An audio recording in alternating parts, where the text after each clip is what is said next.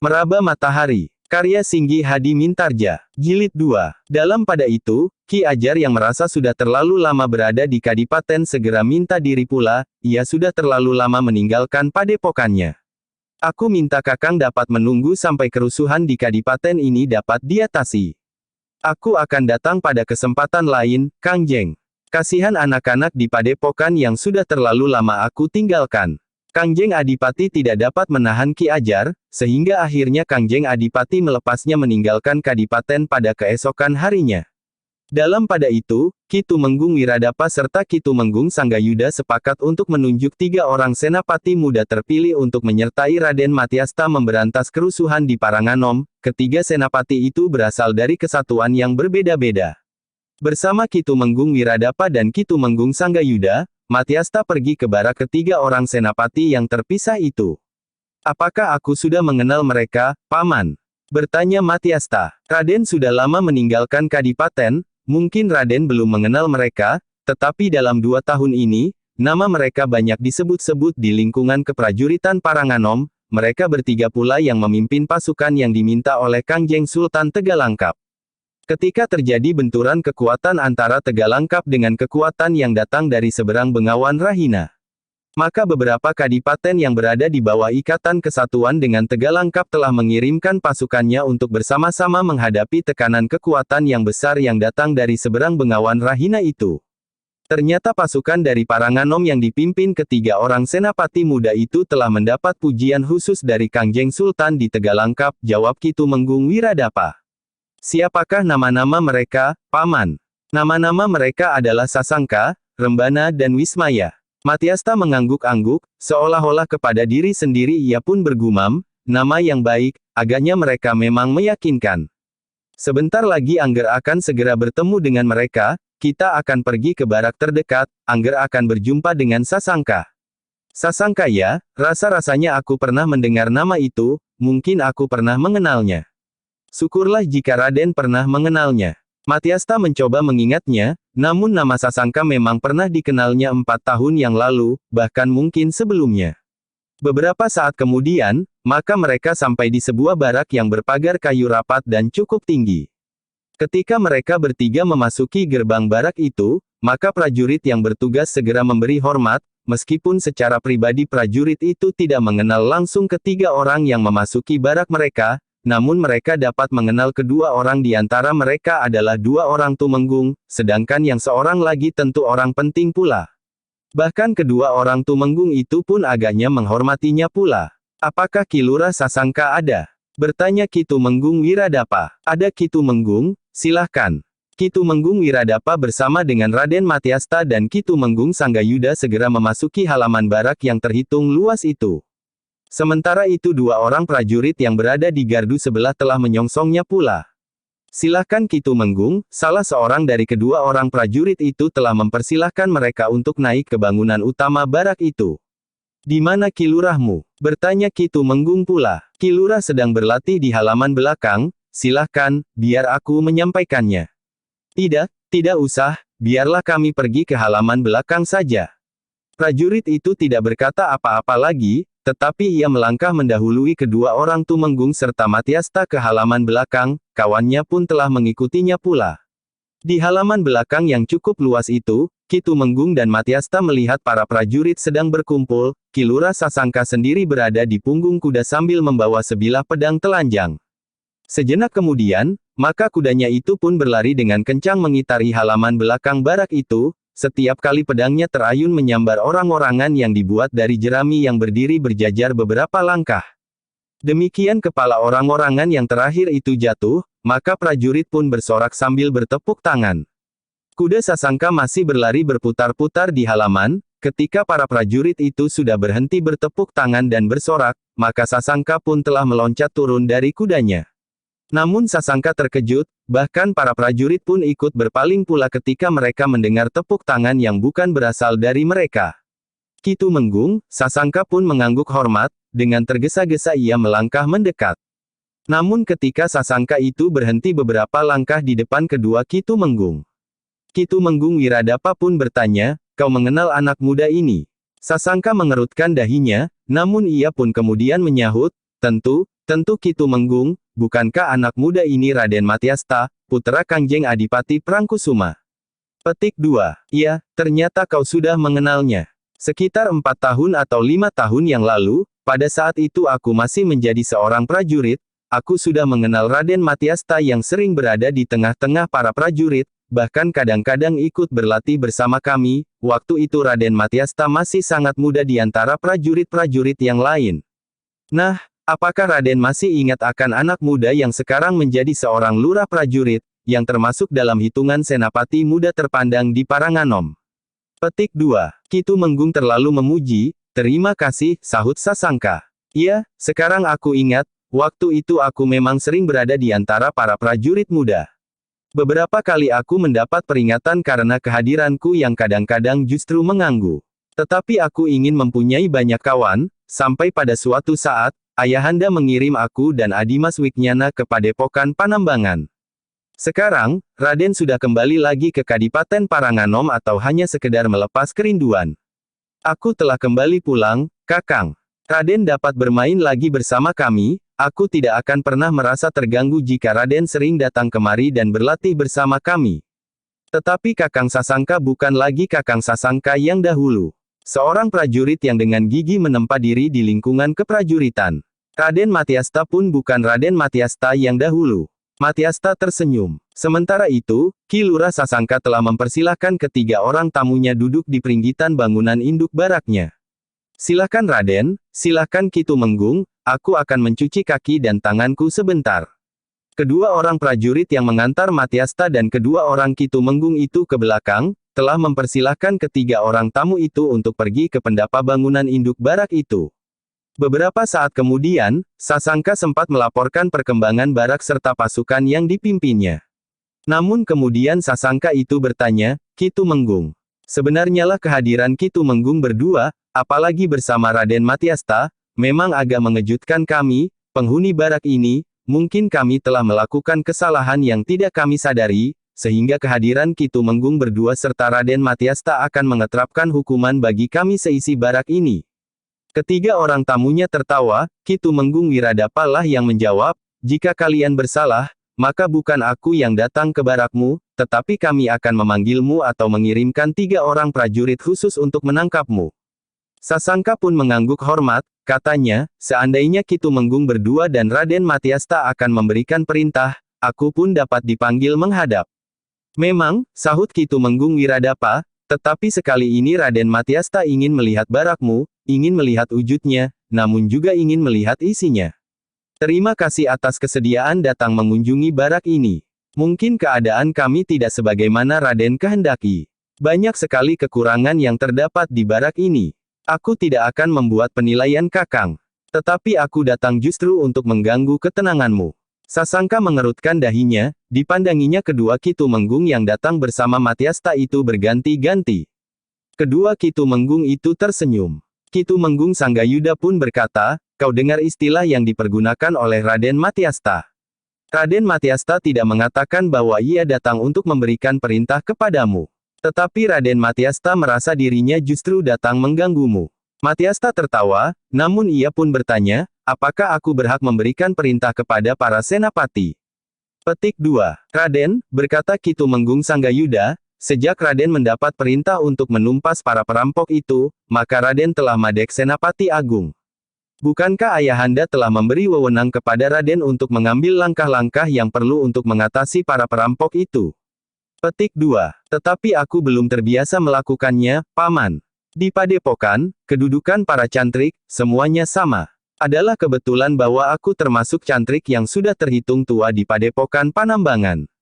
Sehingga para cantrik yang sebagian besar masih muda-muda itu menaruh hormat kepadaku, bukan karena aku anak seorang adipati.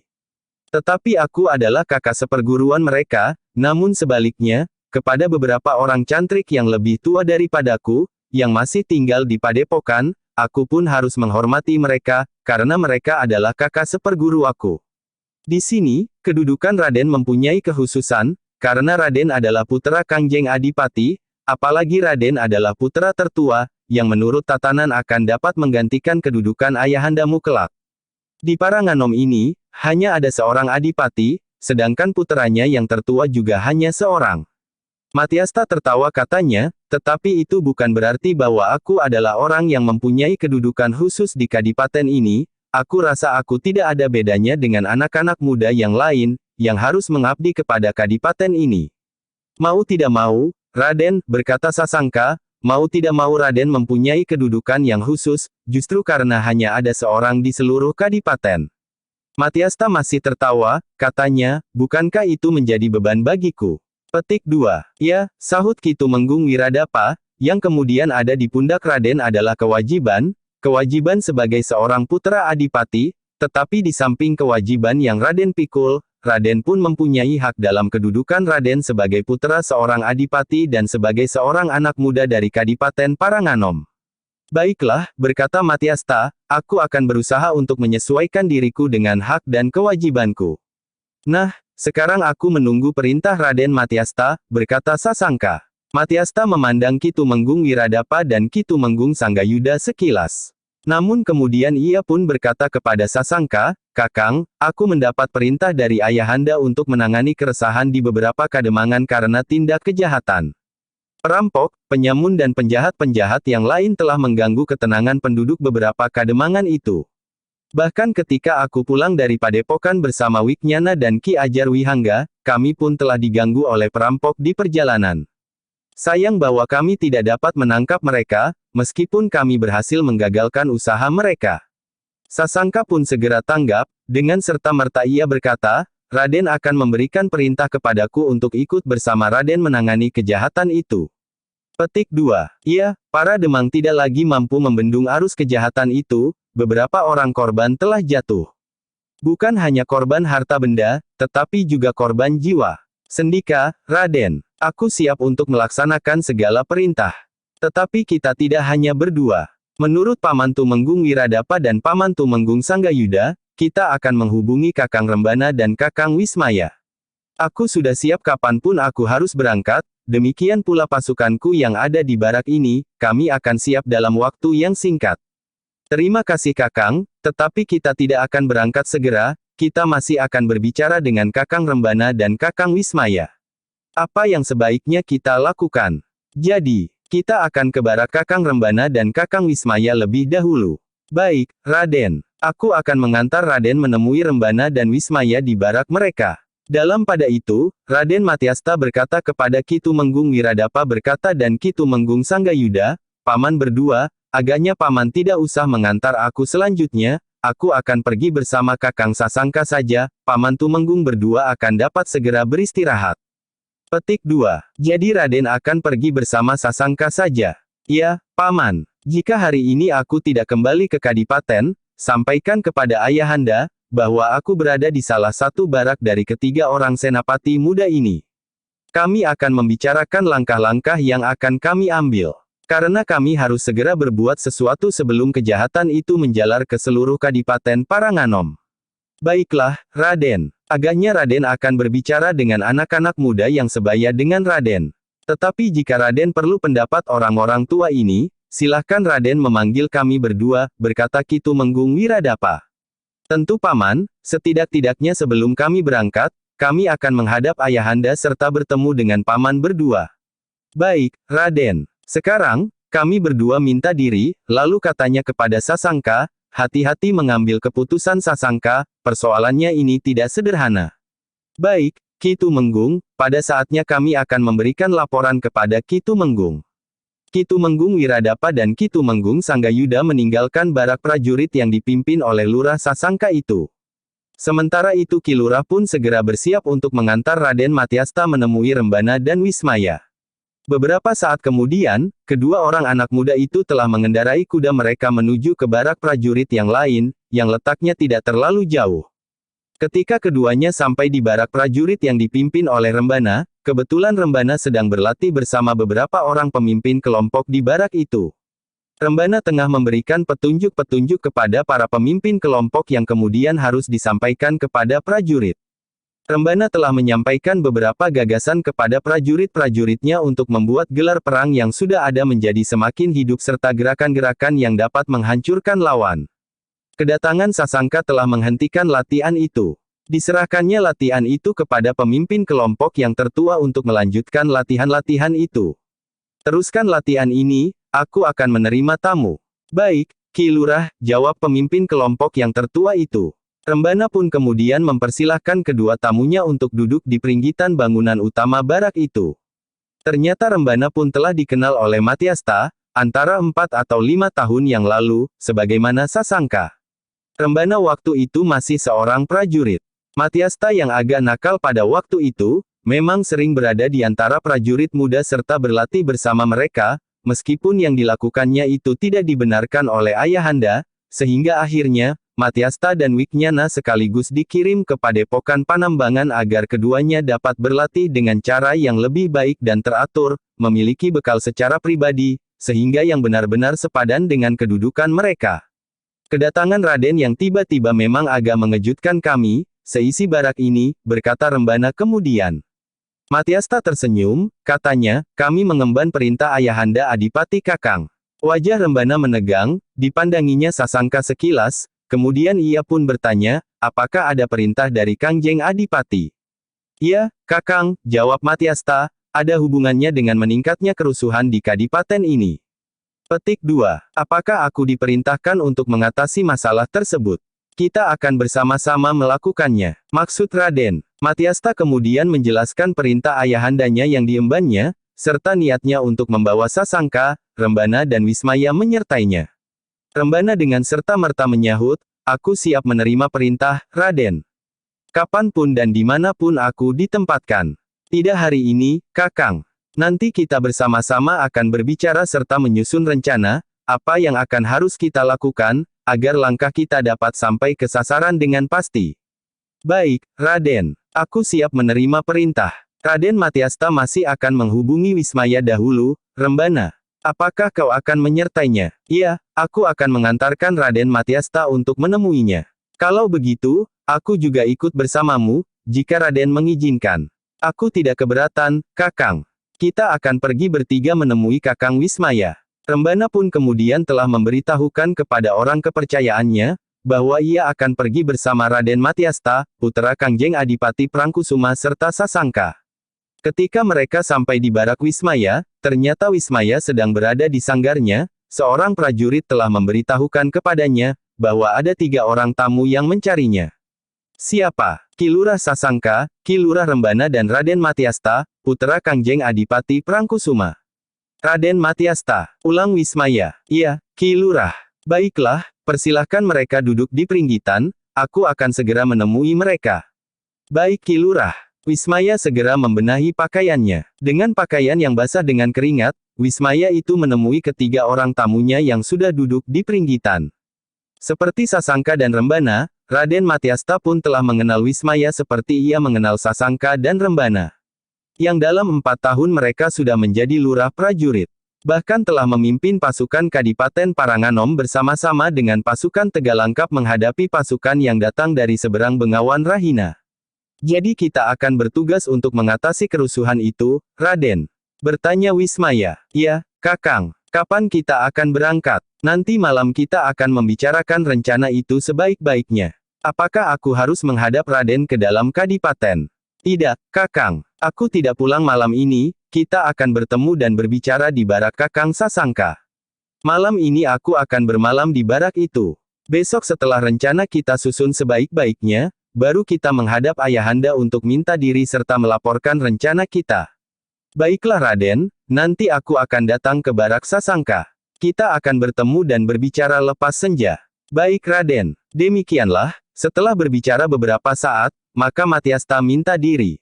Demikian pula Rembana dan Sasangka. Sasangka, jangan lupa, nanti lepas senja, Rembana mengingatkan, ketika mereka berada di regol halaman barak.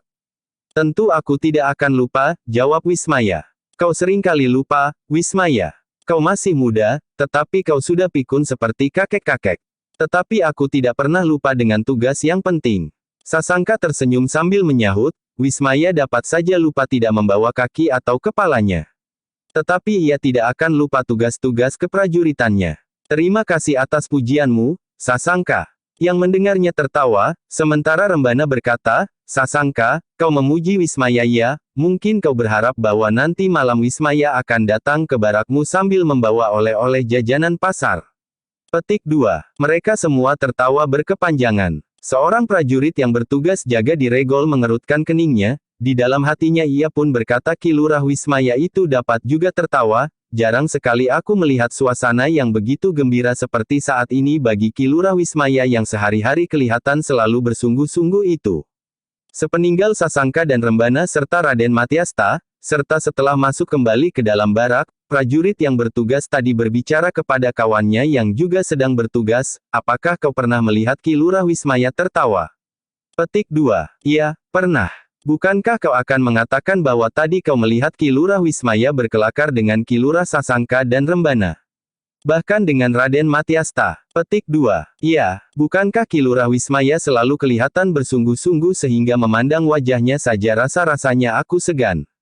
Tetapi Ki Lurah Wismaya itu orang baik, kau pernah melihat salah seorang dari kita yang berada di barak ini diperlakukan tidak adil. Ki Lurah memang seorang yang tegas. Tetapi sebenarnya hatinya lembut. Ketika dua orang prajuritnya gugur di peperangan dekat Bengawan Rahina, yang pada waktu itu aku juga terluka, kau tahu bahwa semalam suntuk Ki Lurah menunggu kedua sosok mayat itu. Petik 2. Iya, aku juga berada di medan pada waktu itu. Nampaknya Ki Lurah juga telah mendapat perintah dari Raden Matyasta. Kawannya mengangguk-angguk, katanya, kita tunggu saja, malam ini Ki Lurah akan membicarakan rencananya di barak Ki Lurah Sasangka, tetapi aku tidak mendengar lebih banyak lagi. Keduanya pun terdiam. Seperti yang direncanakan, maka ketika senja menjadi semakin buram, di barak masing-masing, Rembana dan Wismaya segera mempersiapkan diri, mereka akan pergi ke barak Sasangka untuk membicarakan tugas yang akan mereka pikul untuk mengatasi kerusuhan yang menjadi semakin meningkat di Paranganom. Sementara itu, Matyasta memang tidak pulang ke Kadipaten, ia ingin berada di lingkungan kehidupan para prajurit. Matyasta ingin mengalami, makan, tidur dan bahkan kehidupan para prajurit seutuhnya, sebagaimana pernah dilakukannya pada masa-masa yang lalu. Ketika malam turun, maka ketiga orang lurah prajurit itu sudah berkumpul bersama Raden Matyasta.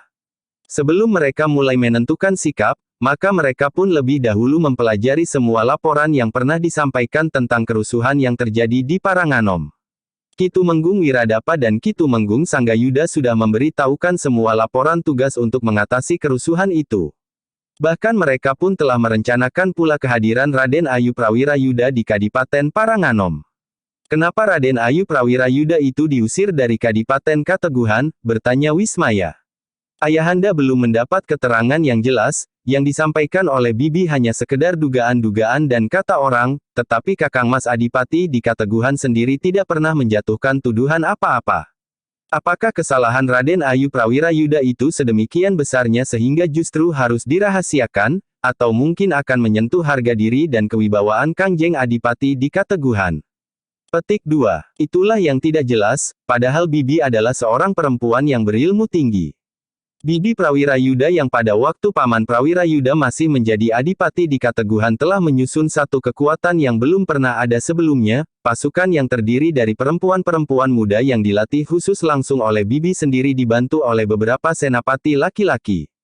Sehingga pada waktu itu Bibi pernah disebut sebagai Srikandi Kateguhan. Rasa-rasanya tentu ada sesuatu yang dirahasiakan, berkata Sasangka. Sementara itu, bersamaan dengan kehadiran Raden Ayu Prawirayuda di Paranganom, kerusuhan di Paranganom menjadi semakin meningkat pula, sahut Rembana. Mungkin hanya satu kebetulan, Kakang, berkata Matyasta kemudian, meskipun demikian, kita akan melihat perkembangan keadaan. Mudah-mudahan memang hanya satu kebetulan, Raden.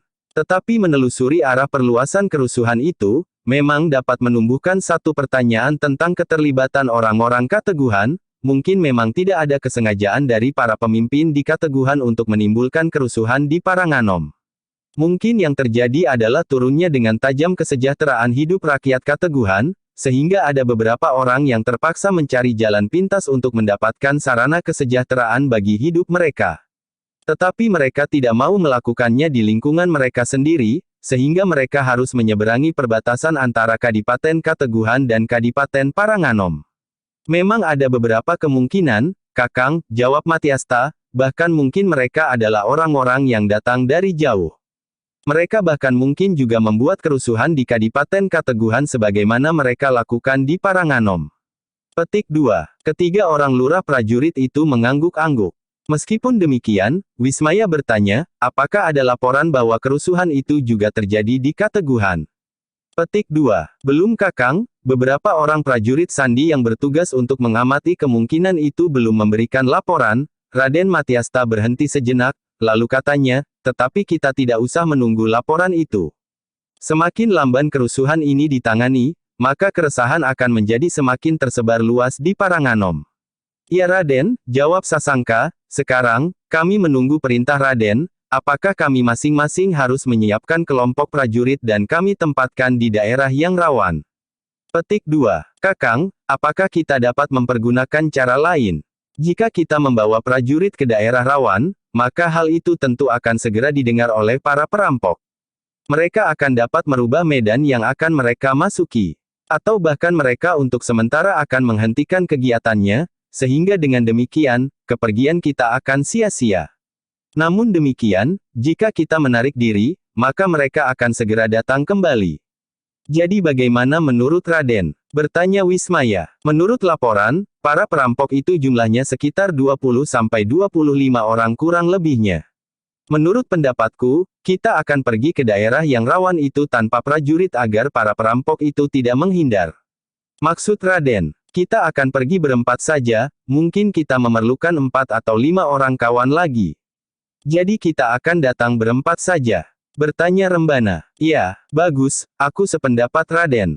Selebihnya kita akan menyiapkan anak-anak muda dari Kademangan setempat. Para perampok tentu akan meremehkan anak-anak muda itu. Tetapi kita akan dapat memberikan latihan-latihan khusus kepada mereka. Meskipun sekedar dasar-dasarnya saja. Tetapi bersama-sama dengan kita berempat, mereka akan dapat berbuat sesuatu bagi Kademangan mereka.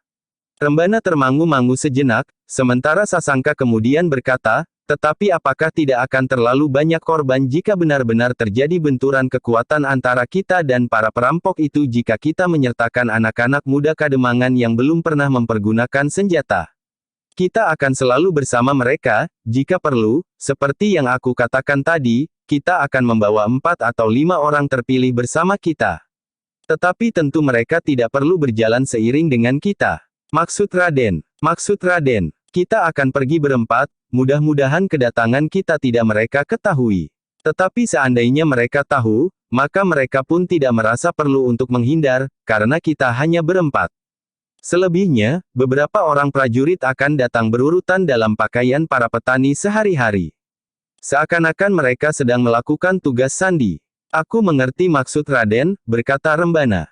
Nah jika demikian, maka aku minta kakang masing-masing memilih 2 prajurit terbaik, perintahkan mereka untuk menyusul kita, tetapi seperti yang aku katakan tadi, mereka berada dalam tugas sandi, agar para perampok itu tidak merubah rencana mereka. Baik Raden, kami mengerti maksud Raden. Kapan kita akan berangkat Raden? Besok pagi saat matahari terbit, kita akan pergi menghadap Ayahanda memberikan laporan tentang rencana kita akan langsung berangkat menuju ke Kademangan Panjer. Bukankah menurut perhitungan kita, para perampok itu akan merambat sampai ke Kademangan Panjer? Ya, Raden. Sementara itu, kedua orang prajurit dari barak kami masing-masing harus langsung pergi ke Panjer. Ya, biarlah mereka berjalan kaki, tetapi mereka tidak boleh berjalan bersama-sama. Baik, aku akan memerintahkan 2 orangku yang terbaik untuk berangkat esok pagi, berkata Rembana. Mereka harus langsung pergi ke rumah Ki Demang sementara kita sudah berada di Kademangan itu. Ya, Raden. Demikianlah, malam itu mereka telah mendapatkan kesepakatan, esok pagi, pada saat matahari terbit, mereka akan bersama-sama menghadap Kangjeng Adipati Prangkusuma. Malam itu, Sasangka, Rembana, Wismaya telah menunjuk masing-masing 2 orangnya yang terbaik. Mereka mendapat perintah khusus untuk menjalankan tugas mereka yang khusus pula. Demikianlah, maka ketika matahari terbit di keesokan harinya, Matyasta bersama Sasangka, Rembana dan Wismaya telah menghadap Kangjeng Adipati Prangkusuma, meskipun Kangjeng Adipati baru saja bangun dan bersiap-siap untuk mandi, Namun kedatangan Matyasta dan ketiga orang senapati itu telah mendapat perhatiannya, sehingga Kangjeng Adipati telah menerima puteranya sebelum Kangjeng Adipati sempat mandi. Apa rencanamu Matyasta? Matyasta pun telah menyampaikan rencananya yang telah disusun semalam bersama Sasangka, Rembana dan Wismaya. Kangjeng Adipati pun mendengarkan laporan serta rencana Matyasta itu dengan sungguh-sungguh. Sekali-sekali Kangjeng Adipati mengangguk-angguk, namun kadang-kadang nampak dahinya berkerut. Aku percaya padamu, Matyasta, berkata Kangjeng Adipati. Kami mohon doa restu ayahanda, berkata Matyasta kemudian. Berangkatlah, kau mengemban tugas sebagai seorang putra Adipati Paranganom. Ketika matahari naik sepenggalah, maka Matyasta dan ketiga senapati muda itu pun meninggalkan dalam kadipaten menuju ke Kademangan Panjer yang tidak jauh dari perbatasan dengan Kadipaten Kateguhan. Berkuda mereka berempat keluar dari pintu gerbang kota, menyusuri jalan-jalan bulak, kuda mereka itu pun berlari di bawah panasnya sinar matahari yang semakin terasa menyengat kulit. Sekali-sekali keempat orang itu pun berhenti untuk memberi kesempatan kuda-kuda mereka beristirahat. Namun kemudian keempat orang itu pun segera melanjutkan perjalanan, di bawah teriknya sinar matahari, mereka melarikan kuda mereka di jalan berbatu-batu, di antara jalur-jalur jejak roda pedati. Sekali-sekali keempat orang itu melewati jalan tidak begitu jauh dari hutan yang lebat. Namun kemudian jalan itu melingkar dan menurun tajam. Tetapi kemudian memanjat naik lereng pegunungan, menyeberangi sungai yang tidak mempunyai jembatan. Perjalanan mereka memang cukup panjang. Kita tidak mendahului prajurit-prajurit yang pergi ke Panjer, berkata Raden Matyasta, atau mungkin mereka berada di pasar ketika kita melewati pasar di padukuhan seberang sungai itu. Petik 2. Padukuhan Karangwetan, Raden. Pasar itu adalah pasar Karangwetan. Namun Wismaya pun menyahut, agaknya mereka tidak mengambil jalan ini, Raden. Mereka akan mengambil jalan pintas yang lebih dekat. Raden Matyasta mengangguk-angguk. Meskipun jalan itu agak rumit, tetapi mereka akan cepat sampai di Panjer. Barangkali esok pagi mereka baru akan memasuki Kademangan Panjer, Raden, berkata Wismaya. Jadi mereka harus bermalam di perjalanan. Mereka tentu akan menghentikan perjalanan mereka dan bermalam di mana saja. Jika mereka berjalan terus di malam hari, pada saat kerusuhan sedang menghantui padukuhan-padukuhan, akan dapat timbul salah paham. Raden Matyasta mengangguk-angguk. Di sore hari, ketika mereka berempat singgah di sebuah kedai, mereka pun mendengar pembicaraan tentang kerusuhan itu. Agaknya rakyat Paranganom, terutama di daerah rawan, benar-benar menjadi gelisah. Kalian akan pergi kemana anak muda? Bertanya seorang tua yang juga sedang berada di kedai itu. Orang itu tidak menyadari bahwa ia berbicara dengan putra Kangjeng Adipati serta tiga senapati terpilih di Kadipaten Paranganom, karena mereka sama sekali tidak mengenakan ciri-ciri keprajuritan. Yang menjawab pertanyaan orang tua itu adalah Wismaya. Jawabnya, kami akan pergi ke Tegal Gumelar, Kisanak. Orang tua itu mengerutkan keningnya, lalu katanya, hati-hatilah anak muda, bukankah Tegal Gumelar itu letaknya di sebelah Kademangan Panjer? Petik 2. Iya, Kisanak. Kami, di lingkungan ini sedang digelisahkan oleh kerusuhan-kerusuhan yang semakin meningkat. Apa yang telah terjadi di sini, Kisanak? Bertanya Rembana. Perampokan, tidak hanya di jalan-jalan sepi, tetapi para perampok itu dengan berani mendatangi Kademangan-Kademangan. Mereka tidak melakukan kejahatan itu dengan diam-diam, tetapi mereka seakan-akan sengaja menantang para penghuni Kademangan yang didatanginya. Nampaknya keadaan sudah parah, Kisanak. Iya, karena itu, pertimbangkan perjalanan kalian. Apakah keperluan kalian ke Tegal Gumelar anak muda? Kami adalah pedagang wesi aji dan bebatuan, Kisanak. Apalagi jika kalian pedagang, berkata orang tua itu, sebaiknya kalian menunda perjalanan kalian. Tetapi kami tidak mau kehilangan kesempatan terbaik, Kisanak. Kami berjanji untuk membawa barang-barang yang mereka pesan itu hari ini. Kau akan kemalaman di jalan. Tidak akan terlalu malam. Anak muda, berkata orang tua itu, mungkin kau belum mendengar apa yang pernah terjadi di daerah ini, kerusuhan dan kejahatan semakin menjadi-jadi. Sementara itu, Kangjeng Adipati Prangkusuma nampaknya acuh tak acuh saja. Kademangan-Kademangan sudah menyampaikan laporan, bahwa mereka sudah tidak mampu menanggulangi kejahatan yang semakin tersebar di daerah ini. Tetapi tidak ada tindakan apapun yang telah diambil oleh Kangjeng Adipati.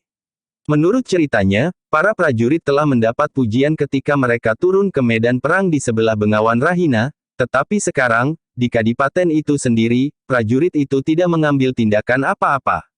Tentu bukan begitu, Kisanak, berkata Sasangka, pada saatnya Kangjeng Adipati tentu akan memerintahkan prajurit-prajurit untuk mengatasinya. Tetapi kapan? Apa pula yang ditunggu? Lihat Ngger, meskipun hanya berseberangan perbatasan, di Kadipaten Kateguhan tidak terjadi apa-apa. Tetapi hampir di sepanjang perbatasan, terutama yang menghadap ke daerah rawan, prajurit meronda hampir setiap saat, sehingga para perampok itu tidak berani menyeberang. Mereka tidak berani melakukan kejahatan di daerah Kateguhan. Mungkin Kangjeng Adipati sedang mengumpulkan keterangan-keterangan yang akan sangat berani bagi langkah-langkah yang akan diambilnya. Itulah yang kami sesalkan, lamban sekali. Matiasta menarik nafas panjang, tetapi ia tidak menyahut sama sekali agar lidahnya tidak salah ucap. Nah, dengar nasihatku, aku adalah penghuni daerah ini sejak lahir, aku tahu benar apa yang sedang bergejolak di daerah ini dan sekitarnya. Tetapi bukankah Tegal Gumelar masih agak jauh dari sini? Iya, tetapi kau akan melintasi daerah rawan itu. Sasangka pun tersenyum sambil berkata, terima kasih atas peringatan ini, Kisanak. Tetapi jangan cemaskan kami akan berhati-hati. Jadi kalian tetap akan pergi ke Tegal Gumelar. Iya, Kisanak. Doakan kami agar kami tidak menemui hambatan yang berarti. Aku doakan kalian meskipun kalian tidak mau mendengarkan nasihatku.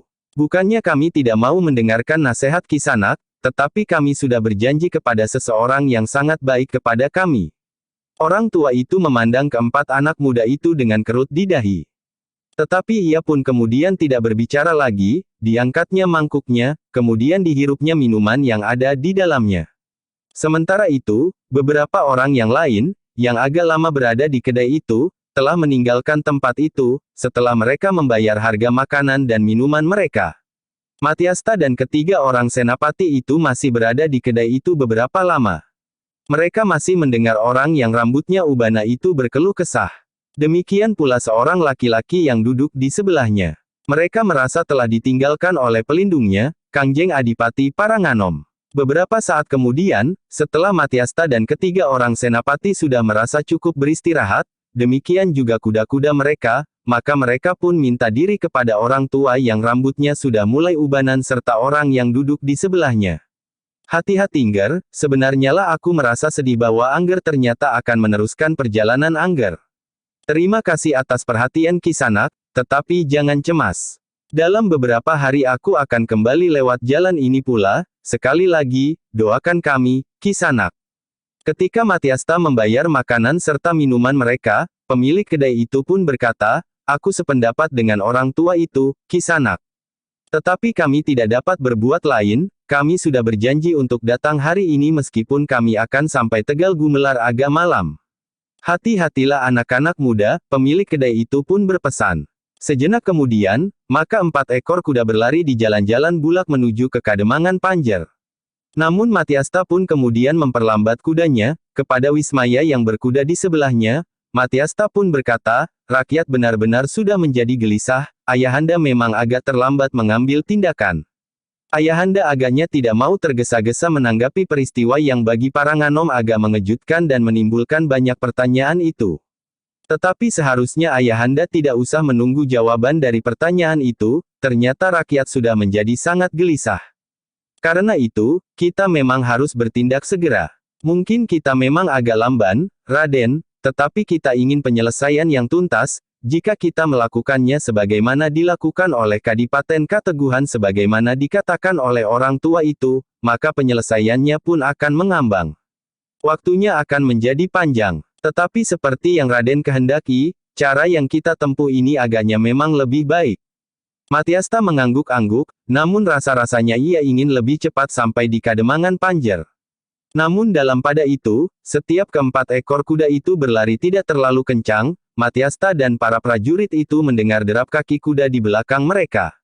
Ketika mereka berpaling, mereka melihat beberapa orang berkuda berusaha untuk menyusul mereka. Kita akan menunggu mereka, berkata Rembana, jika mereka orang-orang jahat, kita akan menyelesaikan mereka di sini. Tetapi Matiasta berkata, sebaiknya kita melarikan diri saja, aku yakin, kuda-kuda kita tentu lebih baik dari kuda mereka. Kenapa melarikan diri, Raden? Bukankah jumlah mereka tidak terlalu banyak, mungkin hanya 5 orang atau 6 orang saja?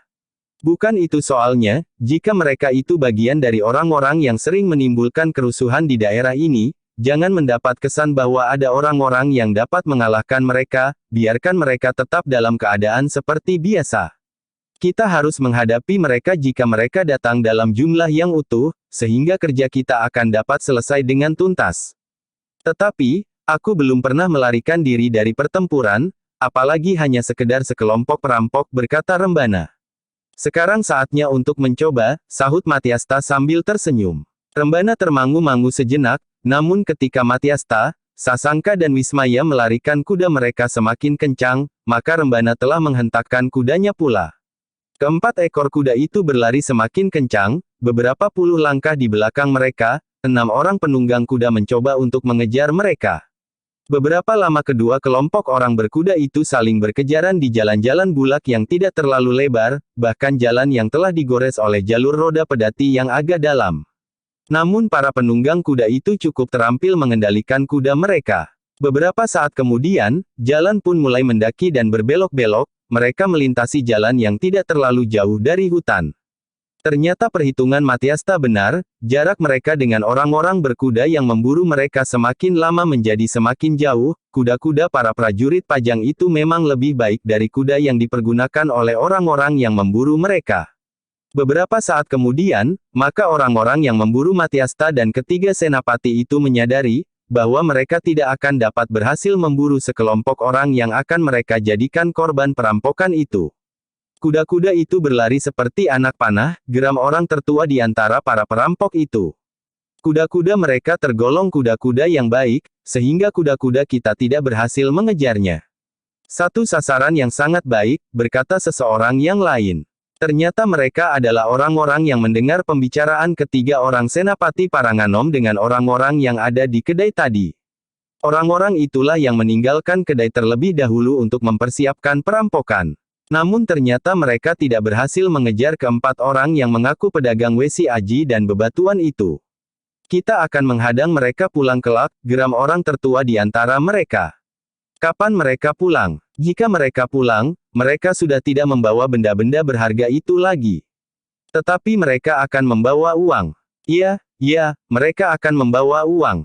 Kita akan mengamati jalan ini. Bukankah mereka mengatakan bahwa mereka akan kembali lewat jalan ini beberapa hari lagi? Petik 2. Iya, beberapa hari lagi.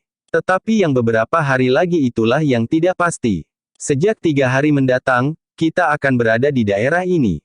Jika Ki Lurah memanggil dan menghendaki kita pergi bersamanya. Petik 2. Apa boleh buat, kita akan kehilangan mereka, kecuali kita dapat meyakinkan Ki Lurah, bahwa sebaiknya kita tetap berada di sini. Mustahil, kita tahu watak dan sifat Ki Lurah Surabrangga yang berhati batu itu. Orang tertua di antara mereka itu mengangguk-angguk, katanya, sudahlah, marilah kita kembali, kita memang harus melepaskan mereka. Betapapun kita berusaha, kita tidak akan mampu mengejar mereka, jika saja kita mempunyai kuda yang lebih baik. Para penyamun itu pun kemudian dengan kecewa berbalik arah, mereka tidak mempunyai kesempatan untuk memburu calon korban mereka. Dalam pada itu Matyasta yang sudah meyakini bahwa orang-orang yang mengejar mereka berhenti, memperlambat kudanya, kepada para senapati itu ia pun berkata, nah, bukankah lebih baik demikian? Petik 2. Tetapi rasa-rasanya hatiku masih belum mau menerima kenyataan, bahwa kita harus melarikan diri dari kejaran para penyamun itu.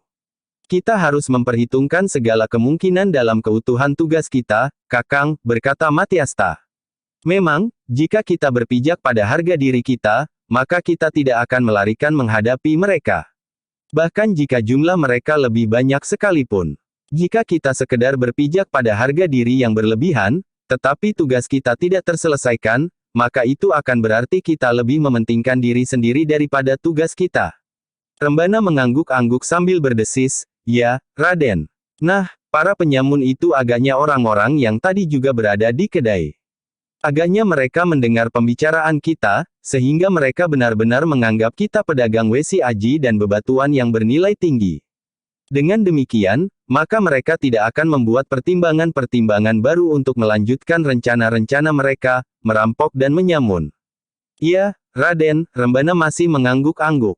Demikianlah kuda-kuda itu masih berlari terus, sementara itu, matahari pun menjadi semakin rendah. Kita akan memasuki Kademangan Panjer setelah gelap, berkata Matyasta. Iya, Raden, jawab Matyasta, kita harus bersiap-siap untuk mengatasi kemungkinan-kemungkinan terjadinya salah paham. Kita akan langsung pergi menemui Ki Demang Panjer. Petik 2. Wismaya mengangguk-angguk. Langit sudah menjadi buram ketika mereka semakin mendekati Kademangan Panjer, kuda-kuda yang sudah nampak menjadi lelah itu, tidak lagi berlari terlalu kencang. Sudah tidak terlalu jauh lagi, Raden, berkata Sasangka. Kuda-kuda kita sudah letih, Matyasta. Beberapa saat lagi kita akan sampai. Matyasta tidak menjawab, sementara itu senja pun menjadi semakin gelap.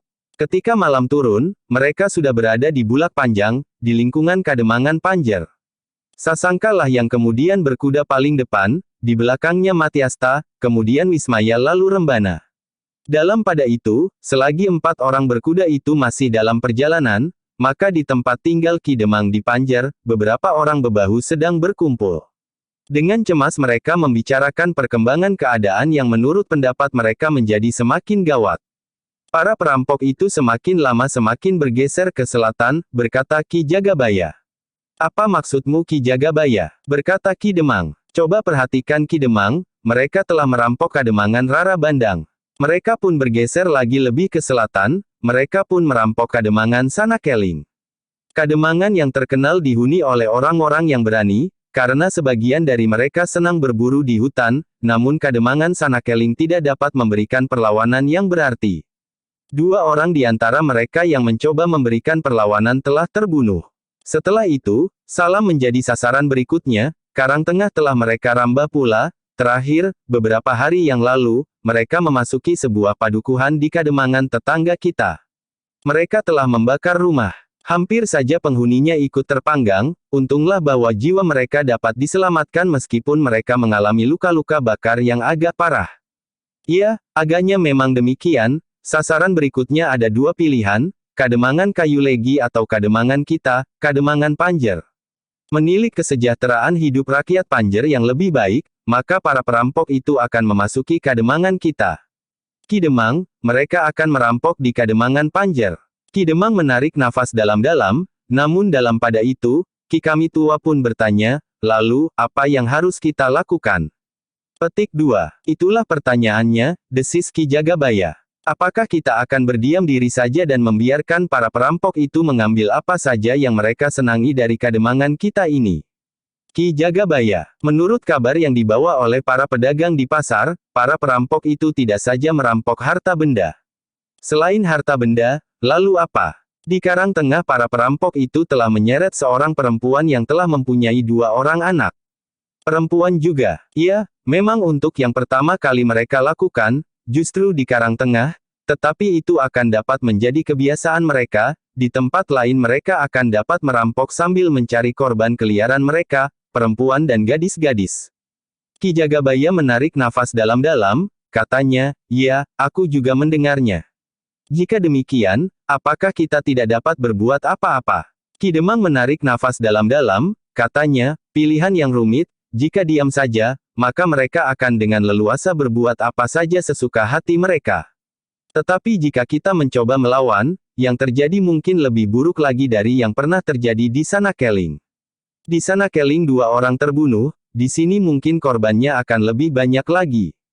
Tetapi adalah kewajiban kita untuk mempertahankan hak dan milik kita. Ki Kebayan, yang terjadi di Sanakeling adalah bencana ganda, setelah 2 orang mati terbunuh, para perampok itu justru menjadi garang karena mereka merasa mendapat perlawanan. Beberapa rumah yang malam itu dibongkar oleh para perampok, beberapa orang terluka, tetapi mereka waktu itu masih belum sempat berpikir tentang perempuan. Kita memang tidak dapat berbuat apa-apa, desis Ki Kami Tua, kita hanya dapat menunggu perlindungan para prajurit Paranganom yang konon gagah perkasa itu. Kita pun hanya dapat melihat, siapakah yang datang lebih dahulu, para prajurit atau para perampok. Namun selagi mereka berbincang, 2 orang anak muda dengan tergesa-gesa naik ke pendapa langsung mengetuk pintu peringgitan. Ki Demang dan para bebahu yang berbicara di ruang dalam terkejut, dengan nada rendah Ki Demang bertanya, siapa?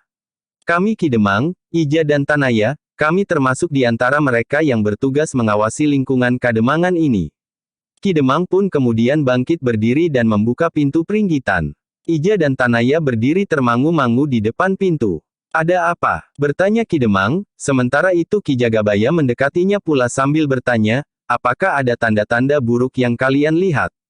Petik 2. Ada 4 orang berkuda memasuki Kademangan ini, Ki Demang. 4 orang berkuda, siapakah mereka? Apakah kau tidak bertanya apakah maksud mereka? Petik 2. Mereka mengatakan, bahwa mereka ingin bertemu dengan Ki Demang. Nampaknya mereka seperti orang baik-baik Ki Demang, sikap mereka pun baik pula. Antar mereka kemari. Baik, Ki Demang. Kedua orang anak muda itu pun dengan tergesa-gesa turun dari pendapa untuk memanggil keempat orang yang akan bertemu dengan Ki Demang. Keempat orang itu masih tertahan di regol padukuhan induk Kademangan Panjer. Beberapa saat kemudian, 4 orang itu pun sudah menuntun kudanya memasuki halaman rumah Ki Demang. Sementara itu, Ki Demang dan para bebahu telah turun pula ke halaman untuk menyongsong mereka. Ki Kamitua telah memutar kerisnya ke lambung sebelah kiri. Kau mau apa, Ki Kamitua? Desis Ki Kebayan. Kenapa apa? Ki Kamitua memutar keris. Ah, tidak apa-apa, rasa-rasanya punggung ini agak kaku. Aku kira Ki Kamitua akan mengamuk dengan keris pusakanya itu. Jika aku mengamuk, kaulah sasaran yang pertama. Ki Kebayan itu pun tertawa tertahan, katanya, jangan cepat marah. Mereka pun terdiam, kedua-duanya melangkah semakin dekat, sementara salah seorang di antara keempat orang yang datang sambil menuntun kudanya itu berkata setelah mengangguk hormat, kami ingin menghadap Ki Demang di Panjer. Aku Demang di Panjer, Ki Sanak.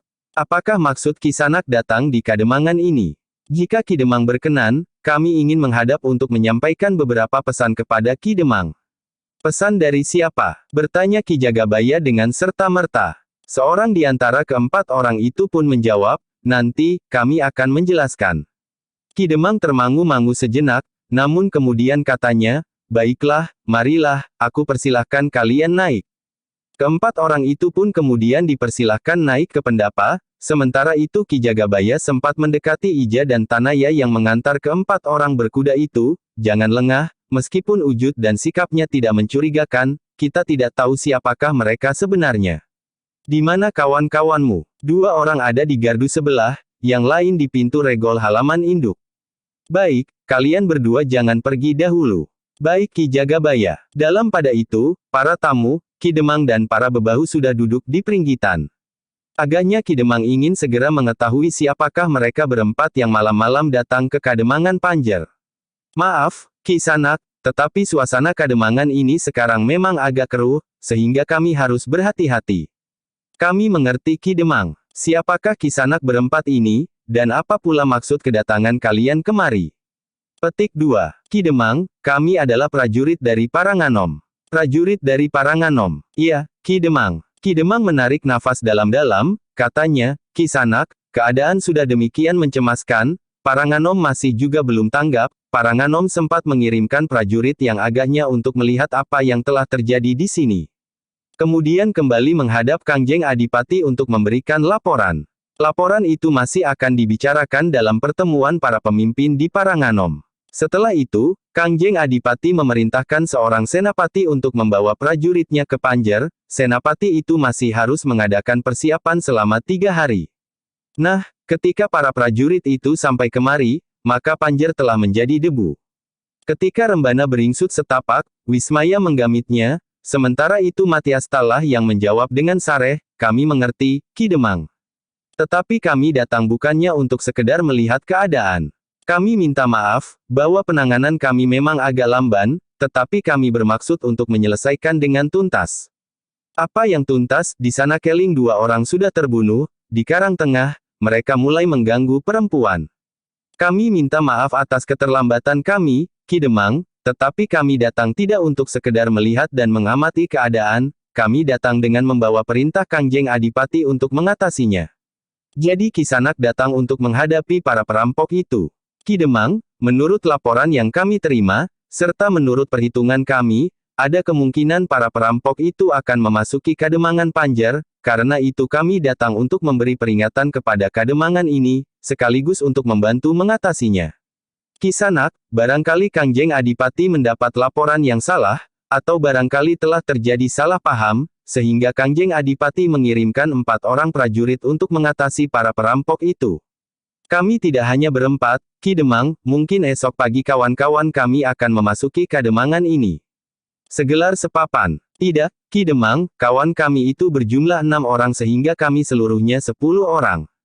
Hanya 10 orang. Iya, Ki Demang. Berapakah jumlah prajurit Paranganom? Aku dengar prajurit Paranganom telah terjun dalam kancah pertempuran untuk melawan pasukan yang datang dari seberang Bengawan Rahina. Tetapi kenapa Paranganom hanya mengirimkan 10 orang prajurit untuk mengatasi kekacauan yang terjadi di daerah ini? Dengan 10 orang kami akan melakukan tugas kami sebaik-baiknya Ki Demang. Kisanak, dengar baik-baik, para perampok yang sering mengganggu daerah ini tidak hanya terdiri dari 2 atau 3 orang, tetapi mereka lebih dari 25 orang. Kami tahu, Ki Demang, tidak ada salah paham, Kangjeng Adipati tahu, bahwa jumlah para perampok itu lebih dari 25 orang, kadang-kadang mereka datang bersama-sama memasuki sebuah padukuhan. Mereka pun diperhitungkan akan memasuki padukuhan Panjer dengan kekuatan penuh. Jika demikian, kenapa Kisanak datang hanya dengan 10 orang? Bukankah di Kademangan ini terdapat tidak hanya 25 orang, tetapi berpuluh-puluh anak muda?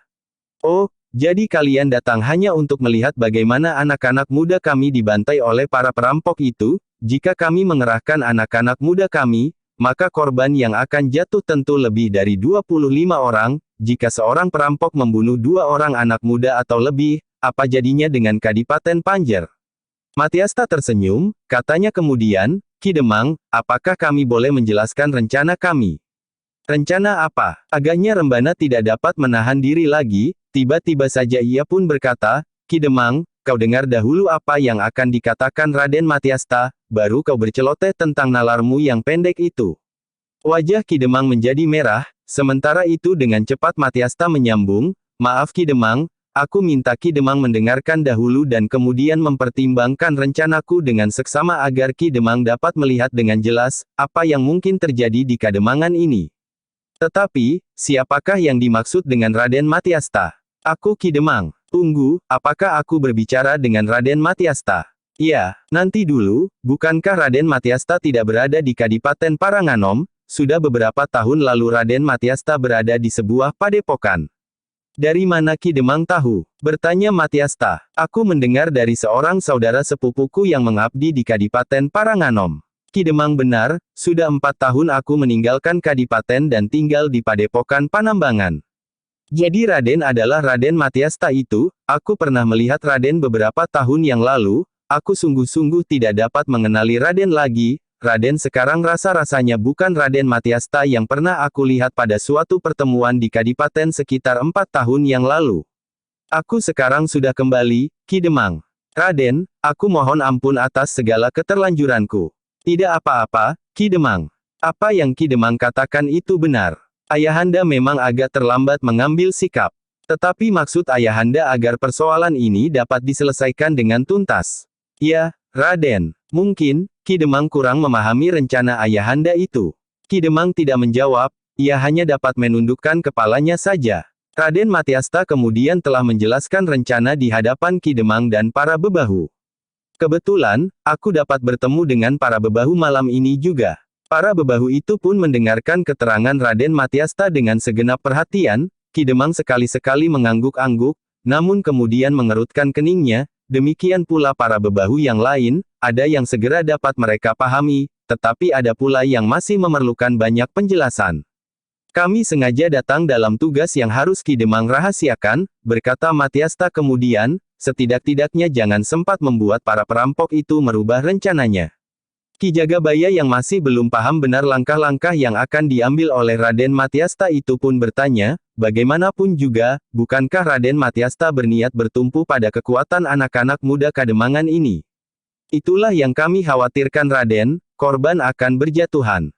Ki Jagabaya, bukannya kami merasa diri kami memiliki kemampuan yang tinggi, tetapi 10 orang prajurit akan sangat berarti bagi anak-anak muda Kademangan ini, sementara itu, kita tidak akan menebarkan anak-anak muda itu begitu saja, mereka harus mendapatkan petunjuk-petunjuk yang dapat setidak-tidaknya mengurangi kemungkinan buruk yang dapat terjadi atas mereka.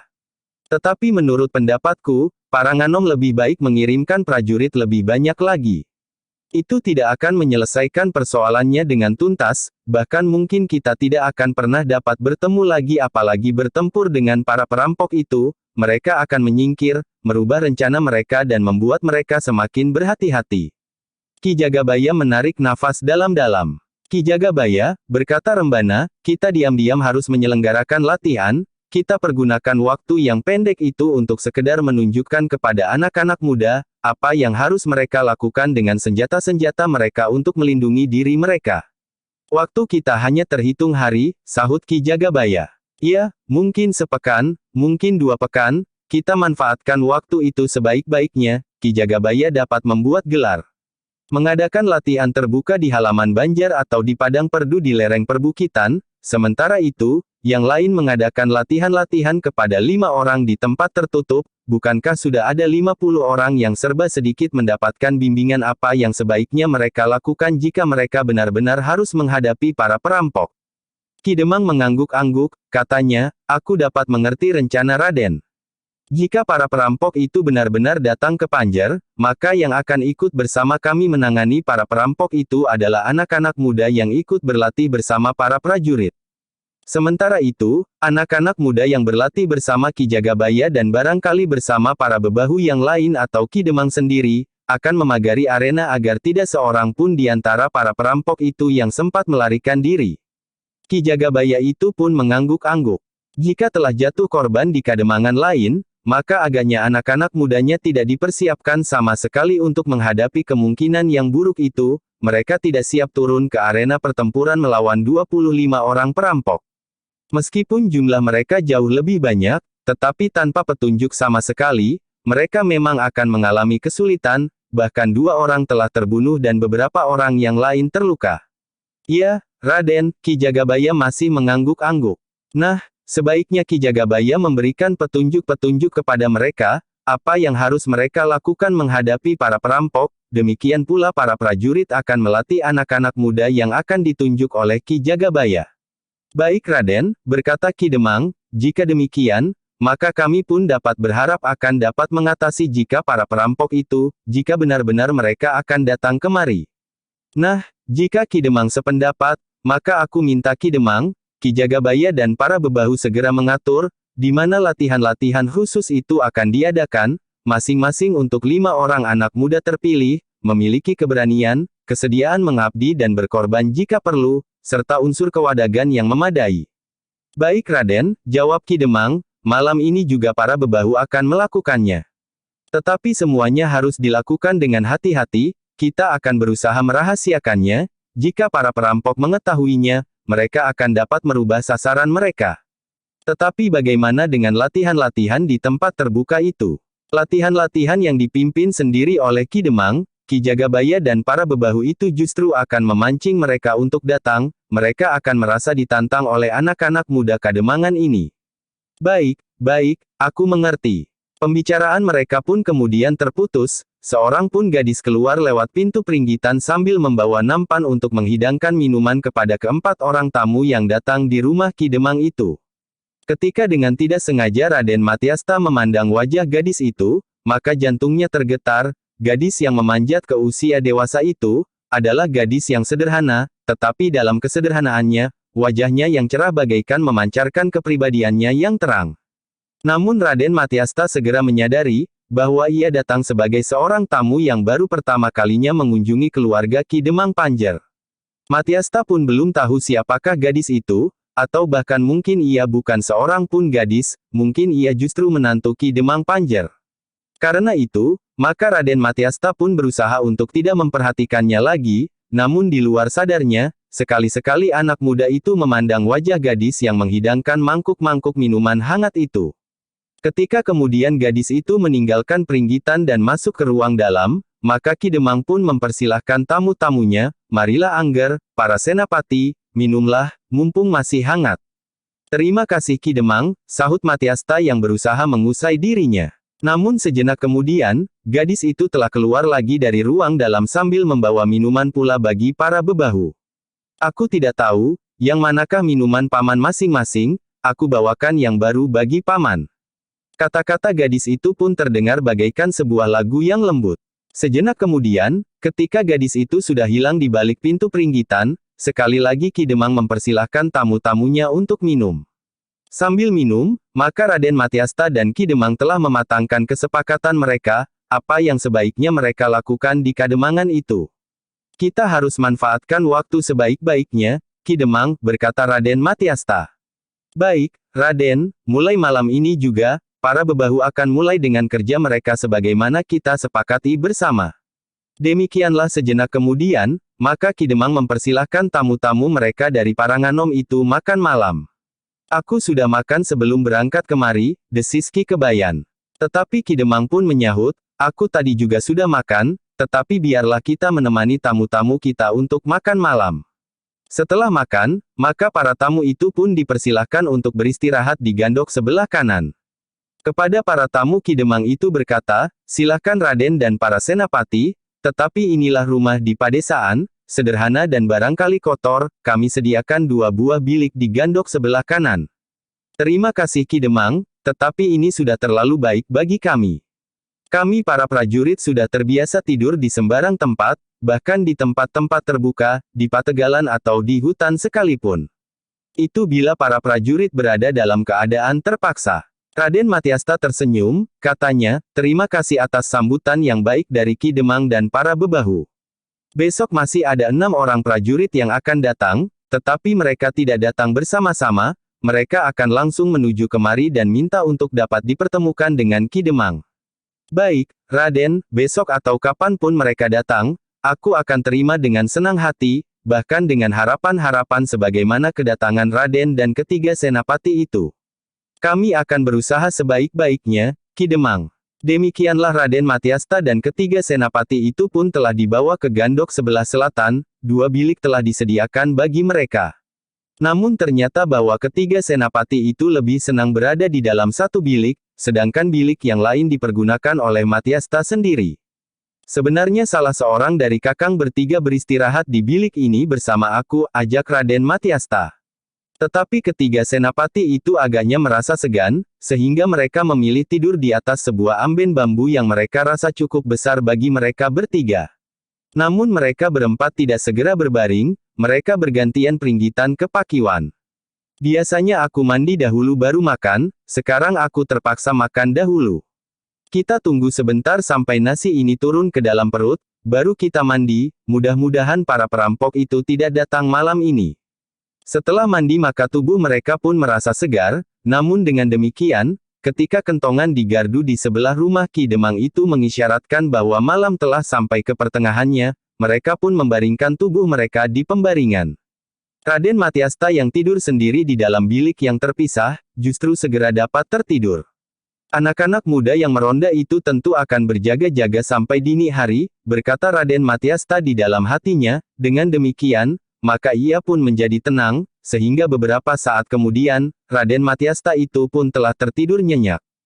Ketiga senapati yang tidur di dalam satu bilik, justru tidak dapat segera tertidur, mereka masih saja berbicara di antara mereka, tentang kemungkinan yang dapat terjadi di Kademangan Panjer. Jika yang kemudian didatangi oleh para perampok itu bukan Kademangan Panjer, desis Rembana, jika kita mendengar isyarat kentongan, kemanapun kita akan pergi, tetapi menurut perhitungan kita dan bahkan juga perhitungan para bebahu, para perampok itu akan datang ke Panjer, sahut Wismaya. Rembana terdiam. Baru lewat tengah malam mereka tertidur nyenyak. Pagi-pagi sekali ketiganya telah bangun, bergantian mereka menimba air mengisi jambangan pakiwan, terdengar senggot timba berderit tidak henti-hentinya. Ketika pembantu di rumah Ki Demang itu mempersilahkan mereka untuk mandi saja, sementara pembantu itu yang akan mengisi jambangan, Sasangka pun berkata, sudahlah, kami sudah terbiasa melakukannya. Ketika matahari terbit, maka ketiga orang senapati itu serta Raden Matyasta telah selesai berbenah diri, mereka pun kemudian duduk di serambi gandok. Jantung Matyasta terasa berdegup kencang ketika ia melihat gadis yang semalam menghidangkan minuman, datang kepadanya serta ketiga orang senapati itu sambil membawa mangkuk minuman hangat. Sambil meletakkan mangkuk-mangkuk minuman itu di lincak bambu di serambi, gadis itu pun berkata, "Silakan Raden, marilah Kisanak." Matyasta yang menjadi agak gagap itu pun menjawab, "Terima kasih." Ketika gadis itu pergi, tanpa sadarnya Raden Matyasta memperhatikan gadis dari arah belakang, gadis yang berjalan turun ke halaman dan menuju pintu seketeng. Raden Matyasta menarik nafas dalam-dalam, gadis itu benar-benar menarik perhatiannya, justru karena kesederhanaannya serta kepribadiannya. Tetapi sekali lagi, Matyasta harus mengekang diri, ia masih belum tahu pasti, siapakah gadis itu. Jika ia menantu Ki Demang, maka perhatiannya harus berhenti sampai sekian. Demikian gadis itu hilang di balik pintu seketeng, maka Rembana lah yang mempersilahkan, "Marilah Raden, mumpung masih panas, hari masih pagi, tetapi aku sudah haus." Keempat orang tamu Ki Demang itu pun kemudian telah menghirup minuman hangat wedang serai gula kelapa. Namun dalam pada itu, dua orang melangkah memasuki halaman rumah Ki Demang. Sebelum orang itu bertanya sesuatu, Wismaya mengangkat wajahnya sambil berdesis, "Dua orang prajuritku sudah datang." Wismaya pun kemudian bangkit berdiri menyongsong kedua orang prajuritnya. Dibawanya kedua orang itu duduk di serambi. Wismaya pun memperkenalkan kedua prajuritnya itu kepada Raden Matyasta. Keduanya mengangguk hormat. Raden Matyasta adalah putra Kangjeng Adipati Prangkusuma di Paranganom. Kedua prajurit itu pun mengangguk semakin dalam. "Marilah, duduklah." Kedua prajurit itu pun kemudian duduk di serambi itu pula. "Aku akan melaporkan kepada Ki Demang," berkata Wismaya. Sementara itu, di ruang dalam Nyi Demang serta gadis yang telah menghidangkan minuman bagi Raden Matyasta itu pun telah sibuk menyiapkan makan pagi. Mereka tidak menyiapkan sekedar untuk 4 orang tamunya, tetapi karena pagi itu diduga akan datang lagi 6 orang tamu, maka makan pagi yang disediakan oleh Nyi Demang adalah untuk 10 orang tamu, serta Ki Demang sendiri. Sebenarnya lah sebelum wayah pasar Temawon, 6 orang prajurit dari Paranganom telah ada di rumah Ki Demang. Pagi itu Ki Demang juga sudah memerintahkan Ki Jagabaya dan para bebahu yang lain untuk datang sedikit lewat pasar Temawon. Ki Demang menerima ke-6 prajurit yang datang berurutan itu di ruang dalam, sekaligus mempersilahkan mereka makan pagi. "Tetapi kami baru saja datang, Ki Demang. Kami belum mandi." "Nanti saja mandi, sekarang makan saja dahulu," sahut Ki Demang sambil tersenyum. Ke-6 prajurit itu tidak dapat menolak, mereka pun segera makan pagi di ruang dalam. Sementara itu, mereka pun berbincang untuk menegaskan kesepakatan mereka semalam, terutama kepada para prajurit yang baru saja datang itu. "Dalam waktu yang singkat dan pendek, kalian harus menyiapkan masing-masing 5 orang anak muda, setidak-tidaknya mereka tahu bagaimana mereka harus melindungi dirinya sendiri," berkata Raden Matyasta kepada para prajurit itu. "Ya, Raden," salah seorang pun dari mereka menjawab, "kami akan berusaha sejauh kemampuan kami. Aku percaya kepada kalian, itu adalah satu-satunya jalan untuk menjebak para perampok itu." "Kami mengerti Raden." Demikianlah, maka ketika Ki Jagabaya dan para bebahu datang, segala sesuatunya sudah dapat ditentukan. Ki Jagabaya telah menentukan, di mana para prajurit itu harus melatih masing-masing 5 orang anak muda, sedangkan anak-anak muda itu pun telah ditentukan pula, siapa-siapa mereka dan di mana mereka harus berlatih. Jika para prajurit telah siap dan tidak lagi merasa letih, anak-anak muda itu sudah dapat memulainya. Nanti sedikit lewat senja, anak-anak muda itu sudah akan berada di tempat yang telah ditentukan bagi mereka. Baik, kita memang tidak boleh menyia-nyiakan waktu di setiap kejap. Setelah para prajurit itu makan pagi, beristirahat sejenak, serta kemudian mandi dan membenahi diri, maka mereka pun segera dibawa ke tempat yang telah ditentukan bagi masing-masing prajurit, termasuk Raden Matyasta. Namun Raden Matyasta telah ditentukan untuk memberikan latihan kepada 5 orang anak muda di rumah Ki Demang itu sendiri. Di halaman belakang rumah Ki Demang terdapat sebuah sanggar terbuka yang sederhana, sekedar tempat untuk mempertahankan kemampuan serta ketahanan tubuh Ki Demang. Tidak ada alat-alat yang rumit, yang dapat dipergunakan untuk dengan sungguh-sungguh meningkatkan kemampuan olah kanuragan. Namun tempat itu sudah memenuhi kebutuhan bagi anak-anak muda yang akan berlatih bersama Raden Matyasta, yang jumlahnya tidak hanya 5 orang, tetapi ternyata yang akan berlatih di Kademangan itu terdapat 7 orang anak muda. "Biar saja," berkata Raden Matyasta ketika Ki Jagabaya bertanya, apakah yang dua harus dikurangi? Sementara itu, para prajurit yang lain pun ternyata juga tidak hanya berlatih bersama 5 orang, ada yang 6 dan ada pula yang 7. Tetapi seperti Raden Matyasta, mereka sama sekali tidak berkeberatan asal tidak lebih dari 7 orang saja. Para prajurit Paranganom itu tidak membuang-buang waktu, hari itu juga, maka latihan-latihan itu pun sudah dimulai. Demikian malam turun, maka 10 orang prajurit itu pun sudah berpencar di rumah para bebahu. Mereka mulai memberikan latihan-latihan kepada anak-anak muda Panjer untuk menghadapi segala kemungkinan.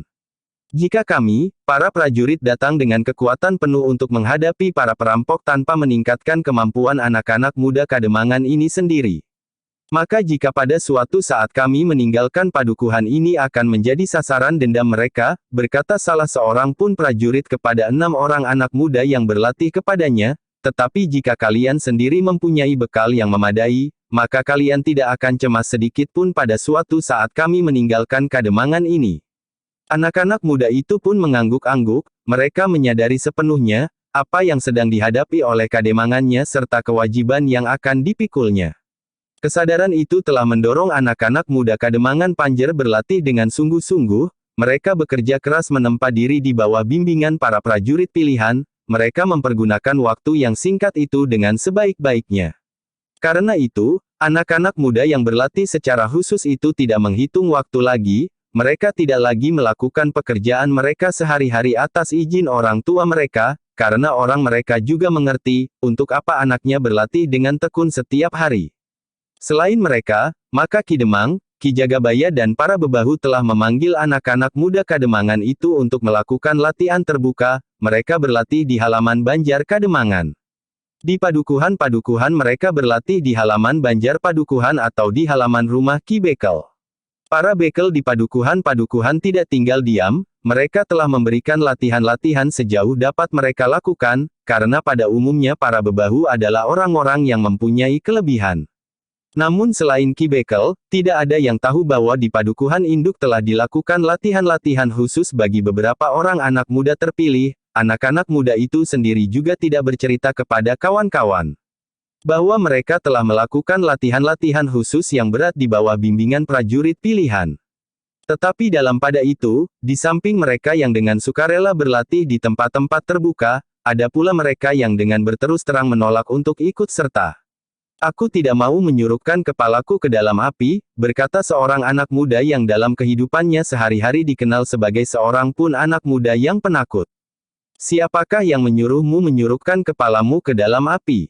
Jika kita harus melawan para perampok itu, apakah itu tidak berarti bahwa kita bersama-sama membunuh diri? Petik 2. Karena itu kita mengikuti latihan yang diselenggarakan di Banjar, Ki Bekel mengajari kita, bagaimana kita memegang tombak, atau pedang atau jenis-jenis senjata yang lain. Perampok itu akan datang besok atau lusa atau sepekan lagi, apa yang kita dapatkan dengan latihan hanya sepekan itu?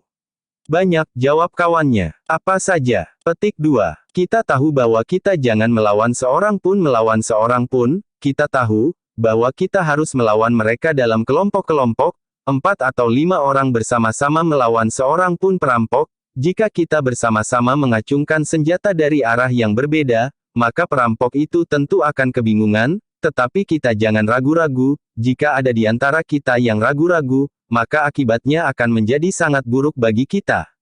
Apapun yang kau katakan, tetapi aku tidak mau melakukan kerja yang sia-sia. Ini bukan kerja yang sia-sia, mempertahankan hak adalah kewajiban kita, semua di Kademangan ini, tetapi yang terutama adalah kita, anak-anak mudanya. Kau dengar, bahwa di Kademangan seberang sungai yang terkenal dengan beberapa orang pemburu yang berani, tidak mampu membendung arus perampok itu, malah ada di antara mereka yang terbunuh, sedangkan perampok itu tetap saja merampok. Nah, bukankah itu sia-sia? Tidak, orang yang terbunuh itu telah mengorbankan nyawanya, seharusnya yang masih hidup itu mewarisi jiwa pengorbanannya. Jika kita, maksudku aku, kawan-kawan dan kau, menyerah saja, maka kedua orang yang mati itu memang sia-sia. Tetapi jika kematiannya itu mendorong kita semuanya untuk melakukan perlawanan seperti yang telah mereka lakukan, maka kematian keduanya bukan kematian yang sia-sia, kitalah yang harus memberikan arti bagi kematian mereka.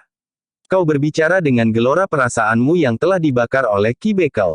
Kau tahu, kenapa Ki Bekel menganjurkan kita untuk berlatih dan jika perlu berkorban untuk melawan para perampok yang ganas itu. Petik 2. Iya, Ki Bekel menghendaki kita semuanya bangkit melawan mereka.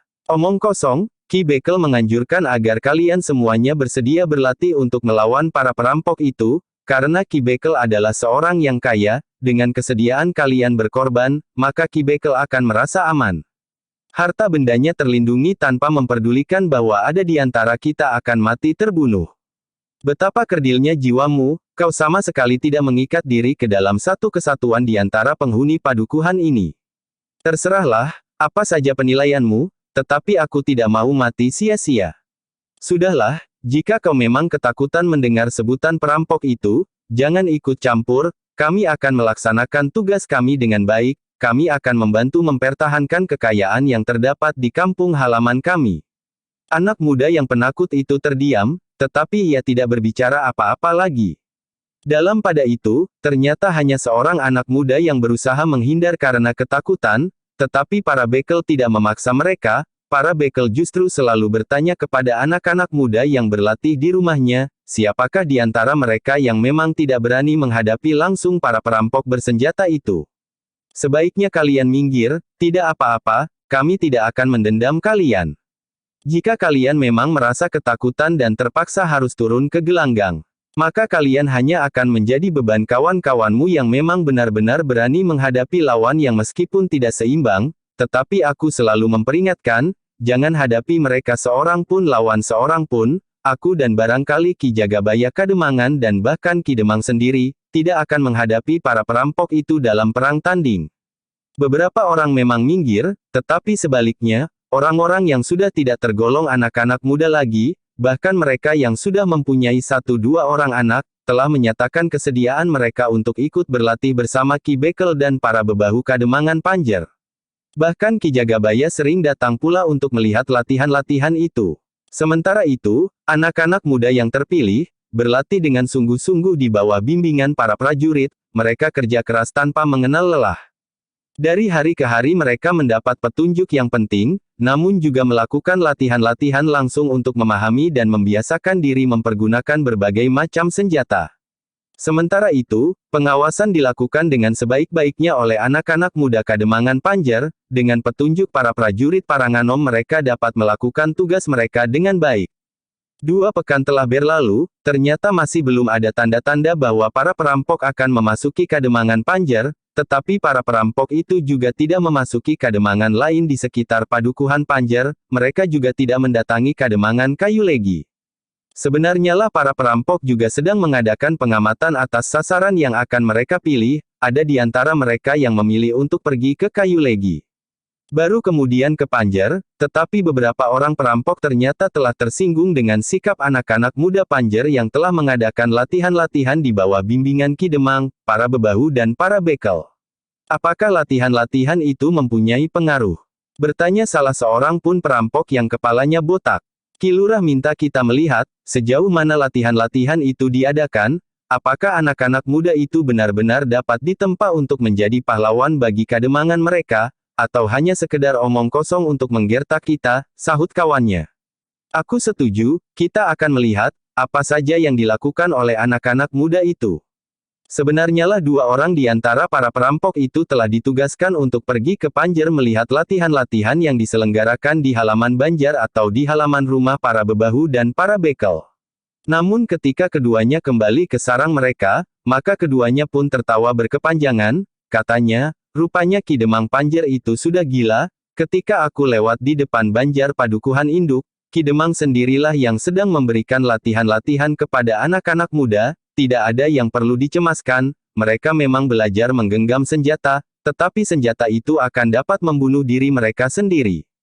Petik 2. Apakah mereka sekedar menggertak agar kita tidak berani memasuki Kademangan itu? Iya, mereka mencoba untuk menggetarkan jantung kita. Jika demikian, kita putuskan, bahwa kita akan pergi ke Panjer, ada 4 orang saudagar kaya di Kademangan Induk, di samping Ki Demang, tetapi Ki Jagabaya juga terhitung kaya karena peninggalan orang tuanya. Petik 2. Di samping beberapa orang kaya di Kademangan Induk, di beberapa padukuhan pun terdapat orang-orang kaya pula. Iya, kita akan kembali beberapa kali ke Kademangan Panjer. Biarlah orang-orang Panjer menyesali kesombongan mereka, jika mereka melawan dengan kekuatan yang mereka kira sudah mereka persiapkan dengan baik itu, maka kita tidak akan segan-segan membunuh beberapa orang di antara mereka, agar seluruh Kademangan meratapi ulah mereka sendiri. Namun agaknya pemimpin perampok itu cukup berhati-hati, ia tidak segera memerintahkan orang-orangnya untuk berangkat merampok di Kademangan Panjer, namun pimpinan perampok itu masih mengirimkan 2 orangnya sekali lagi untuk membuktikan, apakah pengamatan 2 orang sebelumnya tidak keliru. Ternyata 2 orang yang mengamati keadaan untuk yang kedua kalinya itu juga melihat, bahwa anak-anak muda yang berlatih di Banjar hanya sekedar membesarkan hati anak-anak muda itu saja. Pengaruhnya tidak ada peningkatan kemampuan mereka, berkata perampok yang lebih tua, tetapi latihan-latihan itu membuat Kademangan Panjer menjadi semakin berani, mereka tentu merasa memiliki kemampuan lebih untuk menghadapi kita, Ki Demang dan para bebahu yang melatih mereka tentu akan mengatakan bahwa latihan-latihan yang diselenggarakan itu sudah meningkatkan kemampuan orang-orang yang bakal datang merampok. Para perampok yang lebih muda yang mendengar keterangan itu tertawa, namun perampok yang lebih tua itu berkata, kalian boleh tertawa, tetapi kalian pun harus tahu, bahwa pengaruh gejolak jiwa seseorang itu benar sekali, meskipun mereka tetap tidak memiliki kemampuan yang cukup, tetapi keberanian mereka akan dapat membuat kita terkejut karenanya. Aku setuju dengan pendapatnya, sahut pemimpin perampok yang dikenal bernama Surabrangga itu, kalian jangan meremehkan lawan kalian, tetapi kalian pun jangan menjadi cengeng. Ingat kalian adalah perampok yang sudah teruji, kalian terdiri dari 3 kelompok kecu yang paling ditakuti, sekelompok penyamun dan orang-orang yang diyakini memiliki ilmu yang tinggi. Iya, Ki Lurah, anak buah Ki Surabrangga itu hampir berbareng menyahut. Namun pembicaraan, pengamatan dan untuk meyakinkan diri, Ki Surabrangga memerlukan waktu hampir 1 bulan. Sementara itu Raden Matyasta, Rembana, Sasangka dan Wismaya justru sudah mulai menjadi cemas, bahwa para perampok dapat mencium kehadiran mereka di Kademangan Panjer, sehingga mereka merubah sasaran mereka atau bahkan untuk sementara menghentikan kegiatan mereka. Namun mereka masih saja bersabar, mereka masih akan menunggu beberapa hari lagi.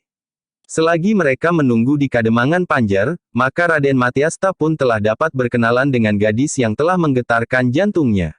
Ternyata gadis itu adalah anak Ki Demang Panjer, ia memang masih seorang pun gadis yang sedang meningkat dewasa, seorang gadis yang terbiasa hidup pedesaan. Ketika Rara Menur, anak Ki Demang Panjer itu sedang menumbuk padi, maka ia pun terkejut, Rara Menur yang sedang sibuk itu tidak mendengar langkah kaki Raden Matyasta, namun tiba-tiba saja anak muda itu sudah berdiri bersandar tiang lumbung. Ah, Raden, kenapa Raden berdiri di situ? Desis Rara Menur, di luar sadarnya, tangannya pun berhenti pula bekerja, ia tidak lagi mengangkat penumbuk padinya. Keringatmu Rara, kerja ini sudah terbiasa aku lakukan, Raden, sahut Rara Menur. Apakah tanganmu tidak menjadi terkelupas karenanya? Tidak Raden, ini pekerjaan yang harus aku lakukan sehari-hari. Petik 2. Bukankah kau anak seorang Demang? Aku lihat ada beberapa orang perempuan pembantu di rumah ini, kenapa kau sendiri harus menumbuk padi? Siapa yang sempat saja Raden, ibuku juga sering menumbuk padi, kadang-kadang seorang pembantu, kadang-kadang aku, tetapi kali ini ibu menginginkan beras yang putih, seorang pembantu kadang-kadang tidak telaten, berbeda jika aku sendiri yang menumbuknya. Kenapa Nyi Demang kali ini ingin beras yang putih, sehingga yang harus menumbuk padinya harus kau sendiri? Bukankah sejak hampir sebulan, di Kademangan ini ada tamu dari Paranganom?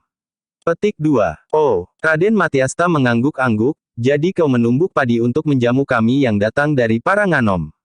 Ah, sudahlah Raden, sebenarnya Raden tidak boleh berada di sini. Jadi yang menumbuk padi kemarin dulu sepekan yang lalu, juga kau, Rara. Tidak, baru kali ini aku menumbuk padi. Raden Matyasta tertawa. Jika saja Kakang Rembana, Kakang Sasangka dan Kakang Wismaya juga berada di Kademangan, mereka tentu akan memuji, nasinya putih agak wangi, ternyata yang wangi, bukan jenis padinya, tetapi karena tangan gadis yang menumbuknya. Ah, Raden, silakan Raden duduk di pendapa saja. Mungkin Lurah Rembana atau yang lain datang mencari Raden, sementara Raden bersembunyi di sini.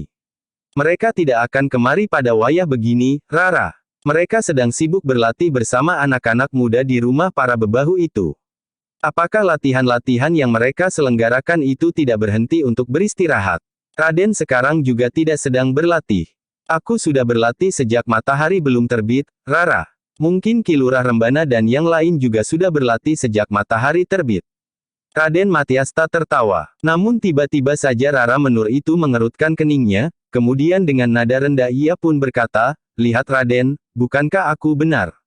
Petik 2. Apanya yang benar, Rara? Ki Lurah Rembana. Raden Matyasta berpaling, dilihatnya Lurah Rembana berdiri bersandar sebatang pohon bangka sambil menyilangkan tangannya di dadanya.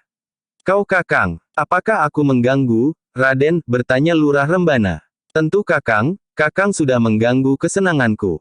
"Tidak," yang menyahut justru Rara Menur, "Ki Lurah sama sekali tidak mengganggu, Raden Matyasta yang sejak tadi mengganggu aku yang sedang menumbuk padi." "Aku sama sekali tidak bermaksud mengganggu, Rara, sebenarnya aku justru ingin membantu." "Sudahlah Raden, Ki Lurah Rembana tentu mempunyai keperluan penting jika ia datang kemari." Raden Matyasta tersenyum, katanya, "Baiklah, aku akan menemui Ki Lurah Rembana.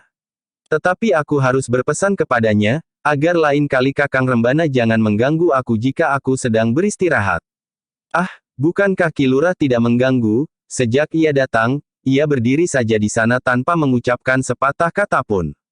Ia baru berbicara sejak Raden bertanya kepadanya. "Kau benar, Rara, tetapi aku tidak akan mengulanginya lain kali." Rara Menur tidak menjawab, sementara itu, Raden Matyasta pun melangkah mendekati Ki Lurah Rembana. Raden Matyasta tertawa, katanya, "Tidak, Kakang sama sekali tidak, aku sedang menggoda anak panjer itu." "Aku tahu Raden." Rembana pun tertawa pula.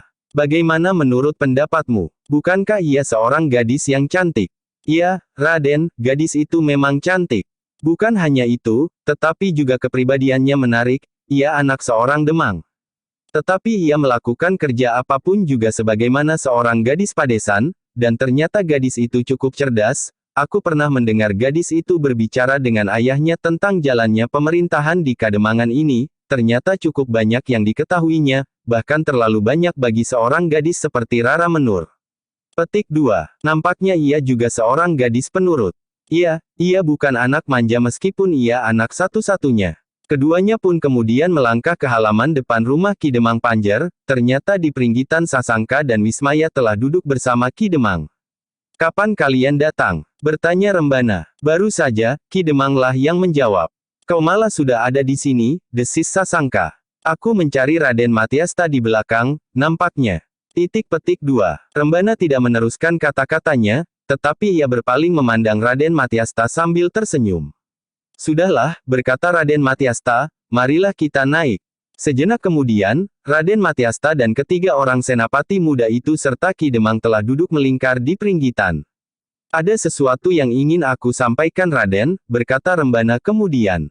"Ada apa Kakang?" "Dalam hubungannya dengan para perampok itu."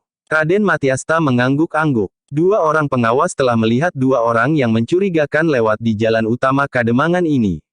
Sedang di hari berikutnya dua orang pengawas yang lain melihat dua orang lagi melakukan hal yang sama seperti kedua orang yang terdahulu, mereka berjalan menyusuri jalan di Padukuhan Induk. Berhenti melihat latihan di halaman Banjar, namun ternyata bahwa kedua orang itu, baik yang pertama maupun yang kemudian, telah pergi ke padukuhan-padukuhan lain pula. Para pengawas di padukuhan juga melihat mereka memperhatikan anak-anak muda yang berkumpul dan berlatih di halaman Banjar atau di halaman rumah Ki Bekel. Raden Matyasta mengangguk-angguk, katanya kemudian, nampaknya mereka sedang mengamati keadaan, mereka baru akan menentukan sikap setelah mereka melihat langsung gejolak di Kademangan ini. "Ya, Raden, dengan demikian, maka tanda-tanda bahwa mereka akan mulai bergerak telah nampak. Kita harus lebih berhati-hati, Kakang, pengawasan harus ditingkatkan, sementara itu, para prajurit pun harus mempersiapkan anak-anak muda yang dibimbingnya untuk dalam waktu singkat terjun dalam tugas mereka yang sebenarnya." "Ya, Raden." Raden Matyasta pun kemudian berkata pula kepada Ki Demang, "Ki Demang, para bebahu pun harus bersiap, perintah-perintah mereka kepada anak-anak muda yang berlatih kepada mereka pun harus jelas. Mereka jangan turun ke dalam arena pertempuran, tetapi mereka diperintahkan untuk mengepung lingkungan pertempuran, menjaga agar tidak ada seorang perampok pun yang berhasil melarikan diri. Namun bukan berarti bahwa tugas mereka tidak berbahaya. Para perampok yang berusaha melarikan diri itu umumnya adalah orang-orang yang berputus asa, sehingga mereka justru akan menjadi orang-orang yang nekat dan kehilangan akal. Sekali lagi aku peringatkan, anak-anak muda itu jangan mencoba menghadapi mereka seorang melawan seorang. Ya, Raden, kita tidak tahu kapan para perampok itu akan datang, tetapi tentu dalam waktu yang dekat. Jika mereka sudah mengirimkan orang-orangnya untuk mengamati keadaan, itu berarti bahwa mereka sudah mengambil ancang-ancang. Ya, Raden, aku akan memanggil para bebahu dan para bekel hari ini juga, untuk memberikan peringatan-peringatan kepada mereka. Kita pun harus memberi peringatan pula kepada keluarga yang mungkin akan menjadi sasaran, tentu orang-orang terkaya di Kademangan ini. Ya, Raden, jika Raden dan para senapati berkenan, aku harap Raden dan para senapati bersedia bertemu dengan para bebahu dan para bekel di sini sebentar lagi. Baik Ki Demang, kami akan menunggu, berkata Raden Matyasta yang kemudian bertanya kepada para senapati, bukankah latihan-latihan itu dapat kalian tinggalkan sebentar untuk berbicara dengan para bebahu? Petik 2. Tentu Raden, jawab Wismaya, latihan-latihan itu sudah dapat berjalan, anak-anak muda itu ternyata mempunyai keterampilan yang tinggi, sehingga kami tinggal mengarahkannya. Mudah-mudahan latihan-latihan yang berlangsung hampir sebulan ini akan berarti bagi mereka, sambung Sasangka. Meskipun demikian, mereka pun jangan mencoba untuk bertempur seorang melawan seorang, mereka adalah anak-anak muda yang belum berpengalaman, sahut Raden Matyasta. Iya, Raden, kami setiap kali memperingatkan mereka, agar mereka tidak terlibat dalam perang tanding. Kami pun sudah menunjuk pasangan-pasangan di antara mereka jika mereka benar-benar harus terjun ke medan. Agaknya cara itu pula lah yang harus kami lakukan, berkata Ki Demang, kelompok-kelompok kecil itu harus sudah ditunjuk sebelumnya, agar mereka tidak bingung dengan siapa mereka harus bekerja sama. Ya, berkata Rembana kemudian, apakah hal itu belum Ki Demang lakukan? Belum Ger, kami baru memerintahkan agar mereka bertempur dalam kelompok-kelompok kecil, tetapi kami belum menunjuk kelompok kecil itu. Nanti hal itu dapat Ki Demang sampaikan kepada para bebahu dan para bekel. Dalam pada itu, beberapa orang anak-anak muda telah menyebar memanggil para bebahu dan para bekel untuk berkumpul di rumah Ki Demang. Dalam waktu yang tidak terlalu lama, mereka mulai berdatangan, mereka menyadari, bahwa mereka telah sampai pada persiapan terakhir untuk benar-benar menghadapi para perampok yang mereka perhitungkan akan segera datang ke Kademangan Panjer. Ki Demang dan Raden Matyasta berganti-ganti memberikan petunjuk-petunjuk, apakah yang seharusnya mereka lakukan. Sementara itu, belum lagi pembicaraan mereka selesai, dua orang pengawas telah datang untuk menemui Ki Demang Panjer. Marilah, naiklah, berkata Ki Demang. Kedua orang pengawas itu pun segera naik ke pendapa. Di wajah mereka membayang kegelisahan, baju mereka basah oleh keringat yang mengemban dari tubuh mereka. Ada apa? Bertanya Ki Demang. Seorang di antara kedua pengawas itu pun berkata dengan suara yang agak bergetar, Ki Demang, aku melihat mereka. Mereka siapa? Bertanya Ki Demang. Kedua orang itu lagi, mereka berjalan menyusuri jalan utama padukuhan induk ini. Apa yang mereka lakukan? Mereka berhenti beberapa lama di depan rumah Ki Wiratenaya, namun kemudian mereka berjalan terus ke selatan, kami mencoba mengawasi mereka dari jarak yang cukup jauh. Apalagi yang mereka lakukan? Mereka juga berhenti di depan rumah Ki Semanggi. Ki Demang mengangguk-angguk, kedua orang yang disebut itu adalah orang-orang terkaya di Kademangan Panjer. Lalu kemana lagi mereka pergi? Kami tidak dapat mengikutinya lagi, jalan ke arah selatan di depan rumah Ki Semanggi adalah jalan yang lurus, jika kami mengikuti mereka, maka mereka tentu akan melihat kami, karena keduanya kadang-kadang juga melihat ke belakang. Apa yang kau lakukan kemudian? Kami mencari jalan lain, kami melingkari rumah Ki Semanggi, namun tiba-tiba saja kami berpapasan dengan kedua orang itu. Kami memang terkejut ketika melihat mereka muncul dari simpang 3, tetapi kami berjalan terus, kami berpura-pura tidak menghiraukannya. Kau tahu mereka pergi kemana? Petik 2. Keduanya justru menegur kami berdua. Menegur kalian? Iya, Ki Demang, mereka bertanya kepada kami, apakah kami tinggal di padukuhan induk ini? Apa jawabmu? Kami mengiyakannya, keduanya tertawa, seorang di antara mereka justru berpesan kepada kami agar malam nanti kami berhati-hati, agar semua anak-anak muda yang sudah berlatih olah kanuragan di bawah bimbingan Ki Demang itu keluar rumah untuk meronda.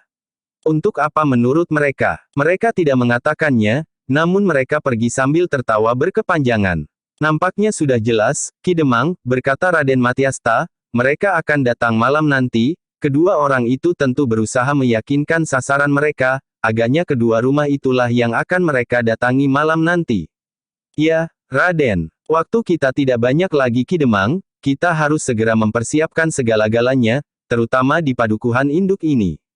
Jika demikian Raden, apakah anak-anak muda dari padukuhanku harus datang ke padukuhan induk ini pula malam nanti? Petik 2. Belum sekarang Ki Bekel, jawab Raden Matyasta, kita masih belum tahu pasti, kemana para perampok itu akan pergi, biarlah anak-anak muda itu menjaga padukuhan mereka masing-masing. Kami sendiri malam nanti akan mengawasi mereka, jika perlu, maka biarlah kami memberikan isyarat, tetapi sebaliknya, jika para perampok itu datang ke padukuhan yang manapun, maka isyarat kentongan akan memanggil kami untuk datang. Baik Raden, kami akan menunggu. Marilah Ki Demang, kita akan mulai dengan tugas berat kita akan memikul bersama, mudah-mudahan kita akan berhasil, sehingga keberadaan kami yang hampir sebulan di sini tidak sia-sia. Demikianlah, maka pertemuan itu pun segera dibubarkan. Ki Demang telah membagi tugas kepada para bebahu, mereka harus segera menghubungi anak-anak muda terutama di padukuhan induk untuk segera bersiap-siap. Sebentar lagi matahari akan turun di sisi barat. Langit akan menjadi buram, sesaat kemudian senja akan datang dan malam pun akan menyelimuti Kademangan Panjer. Raden Matyasta pun telah memberikan perintah-perintah kepada para senapati dan para prajurit yang ada di Kademangan Panjer, bahkan Raden Matyasta telah memerintahkan para prajurit itu untuk datang mengunjungi kedua buah rumah yang agaknya akan menjadi sasaran para perampok. Jangan bersama-sama, datanglah berdua, seorang bebahu atau anak muda yang ditugaskan oleh Ki Demang akan mengantarkan kalian, kalian harus tahu pasti, apa yang akan kalian lakukan malam nanti, jika mereka benar-benar datang.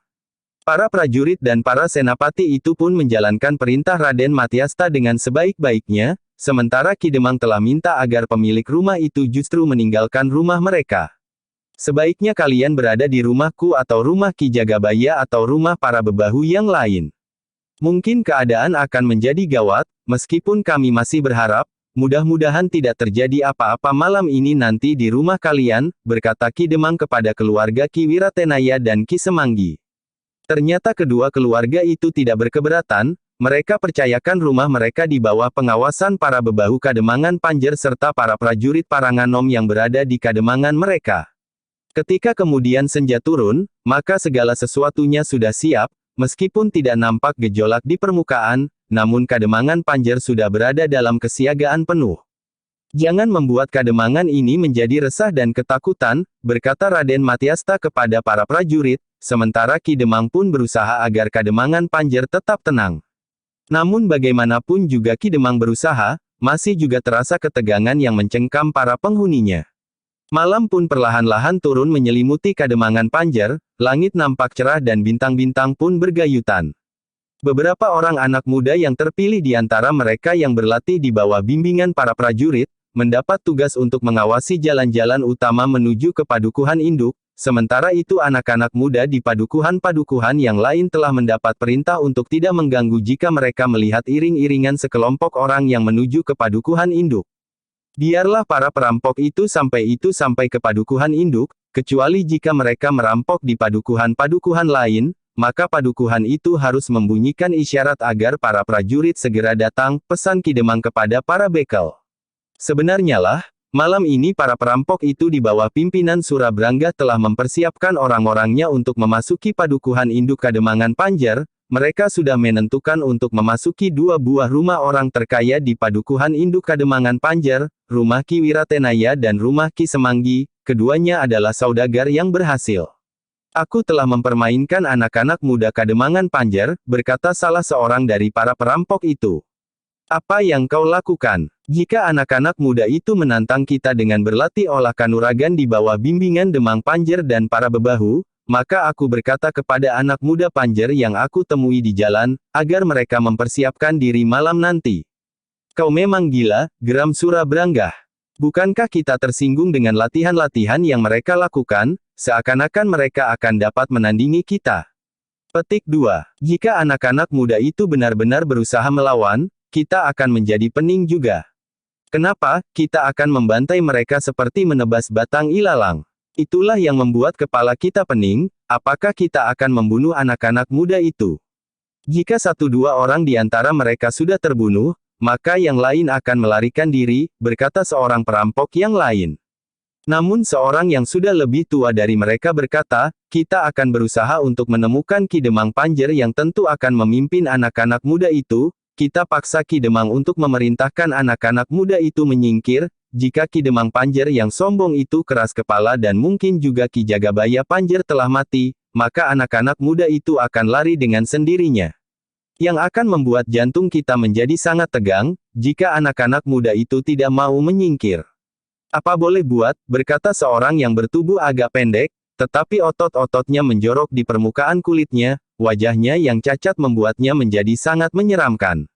Ya, sahut orang yang bertubuh raksasa, bukan salah kami. Ki Surabrangga termangu-mangu sejenak, namun ia pun kemudian berkata, kita adalah sekelompok berandal terkenal, sebenarnya aku agak malu jika kita harus membunuh anak-anak. Tetapi itu karena salah mereka sendiri, kesombongan merekalah yang telah membunuh mereka. Aku setuju untuk menemukan Ki Demang dan Ki Jagabaya, mereka harus akan mati. Jika mereka mati, kita memang dapat berharap anak-anak muda itu akan berhenti dengan sendirinya. Namun orang yang bertubuh raksasa itu masih menyahut, jika mereka tidak mau menyingkir, kita harus bertindak tegas. Panjer akan menjadi ajang pembantaian yang pertama sejak kita melakukan gerakan beruntun di Paranganom. Pada saatnya kita pun akan bergerak ke Kateguhan. Ladang di Kateguhan tidak sesubur ladang di Paranganom. Bukankah aku sudah pernah mengatakannya, sahut Ki Surabrangga. Orang bertubuh raksasa itu masih juga menyahut, jika lahan di Paranganom sudah habis dituai. Kita akan memikirkannya kelak, tetapi lahan di Paranganom tidak akan habis dalam beberapa tahun. Orang yang bertubuh pendek itulah yang menyahut, mungkin, tetapi pada suatu saat kita harus berhenti. Para prajurit Paranganom tentu akan turun ke gelanggang jika kita bergerak semakin ke tengah, apalagi mendekati pusat pemerintahan di Paranganom.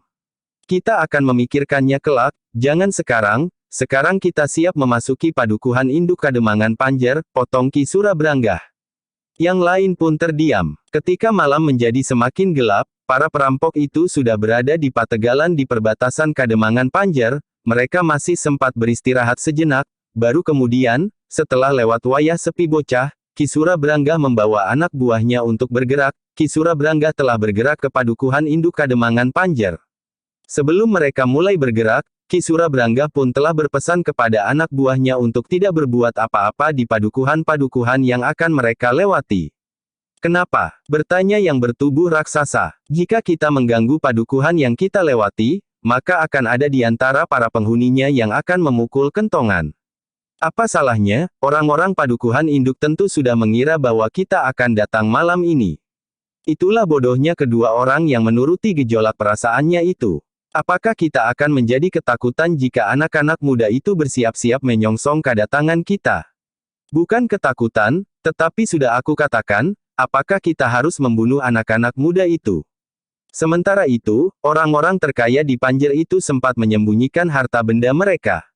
Tetapi seorang perampok yang lain tertawa, tidak akan ada yang berani menyembunyikan harta bendanya. Jika kita datang, dimanapun hartanya disembunyikan, tentu akan mereka tunjukkan dan akan mereka serahkan kepada kita. Jika tidak, ujung pedang akan kita letakkan di lehernya.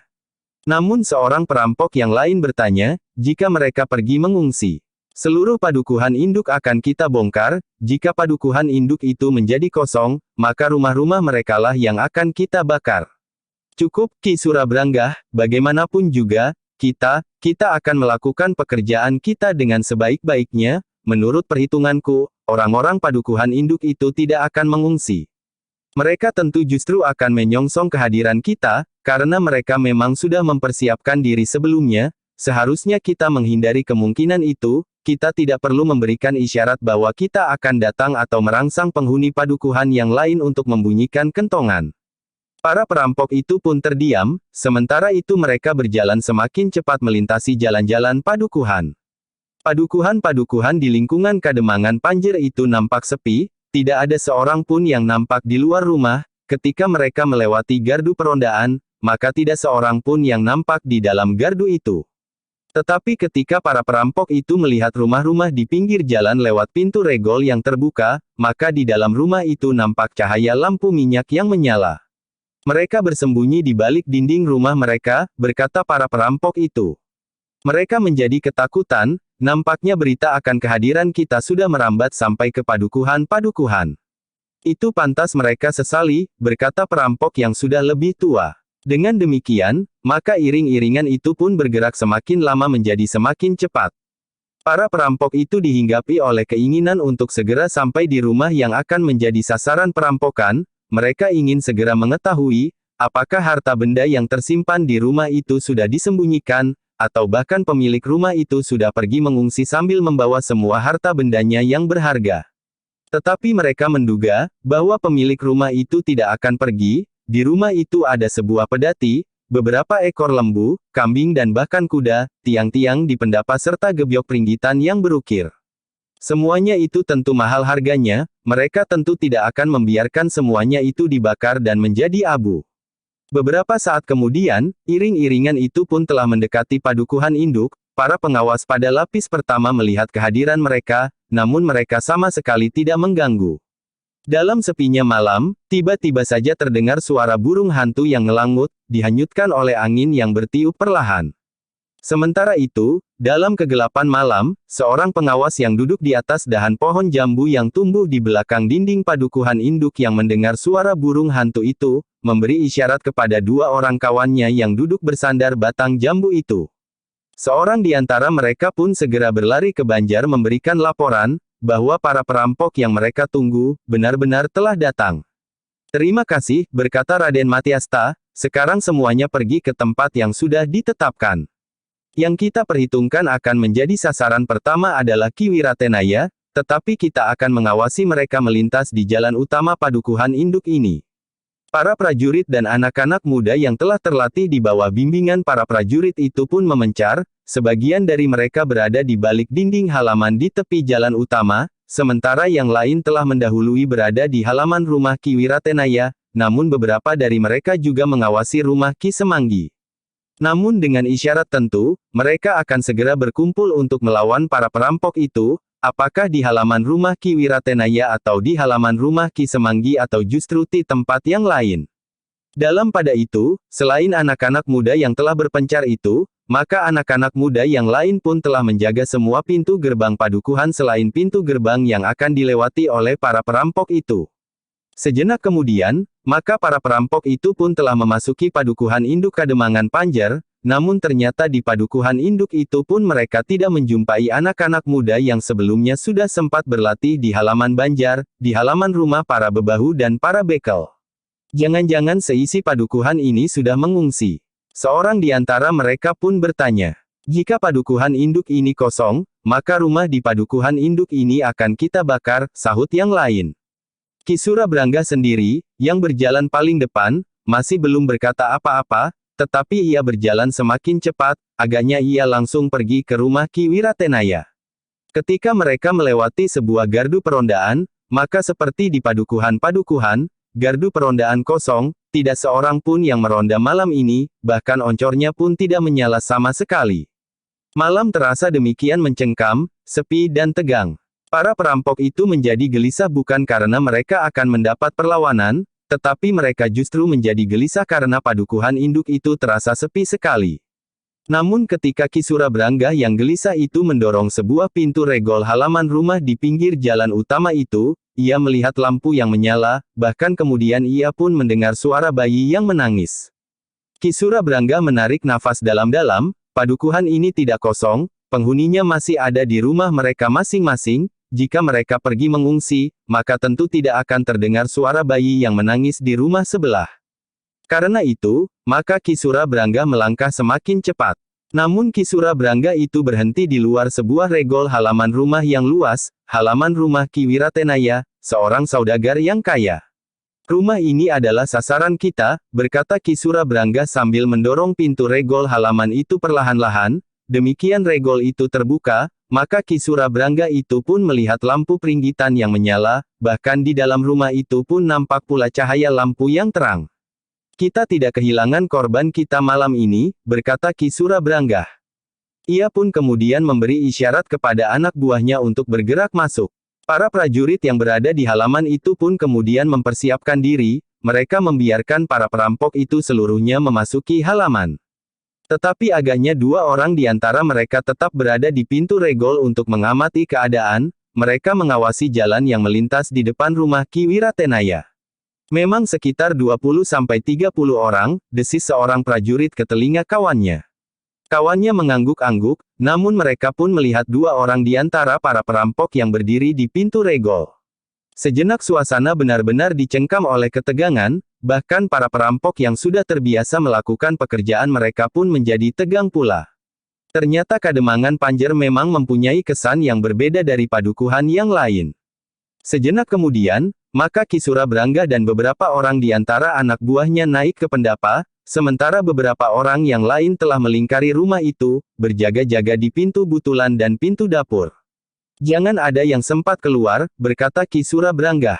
Dalam pada itu, di bawah bayangan cahaya lampu minyak di peringgitan, Ki Surabrangga itu mengetuk pintu rumah Ki Wiratenaya yang tertutup rapat.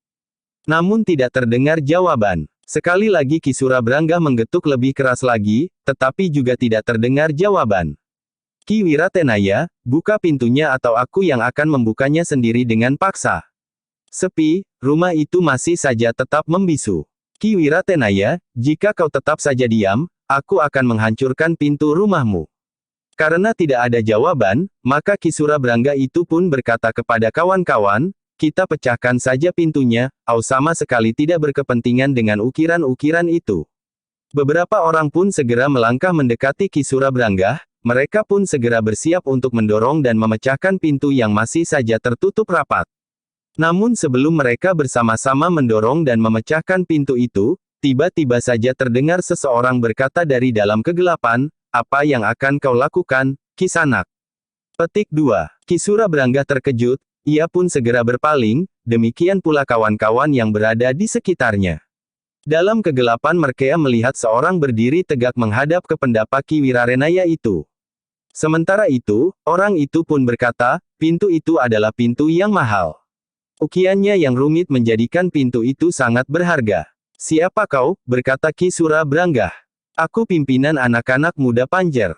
Pimpinan anak-anak muda Panjer, sayang sekali anak muda, kau telah terjun ke sarang singa yang lapar, apakah kau belum mengenal aku? Bersambung ke jilid 3.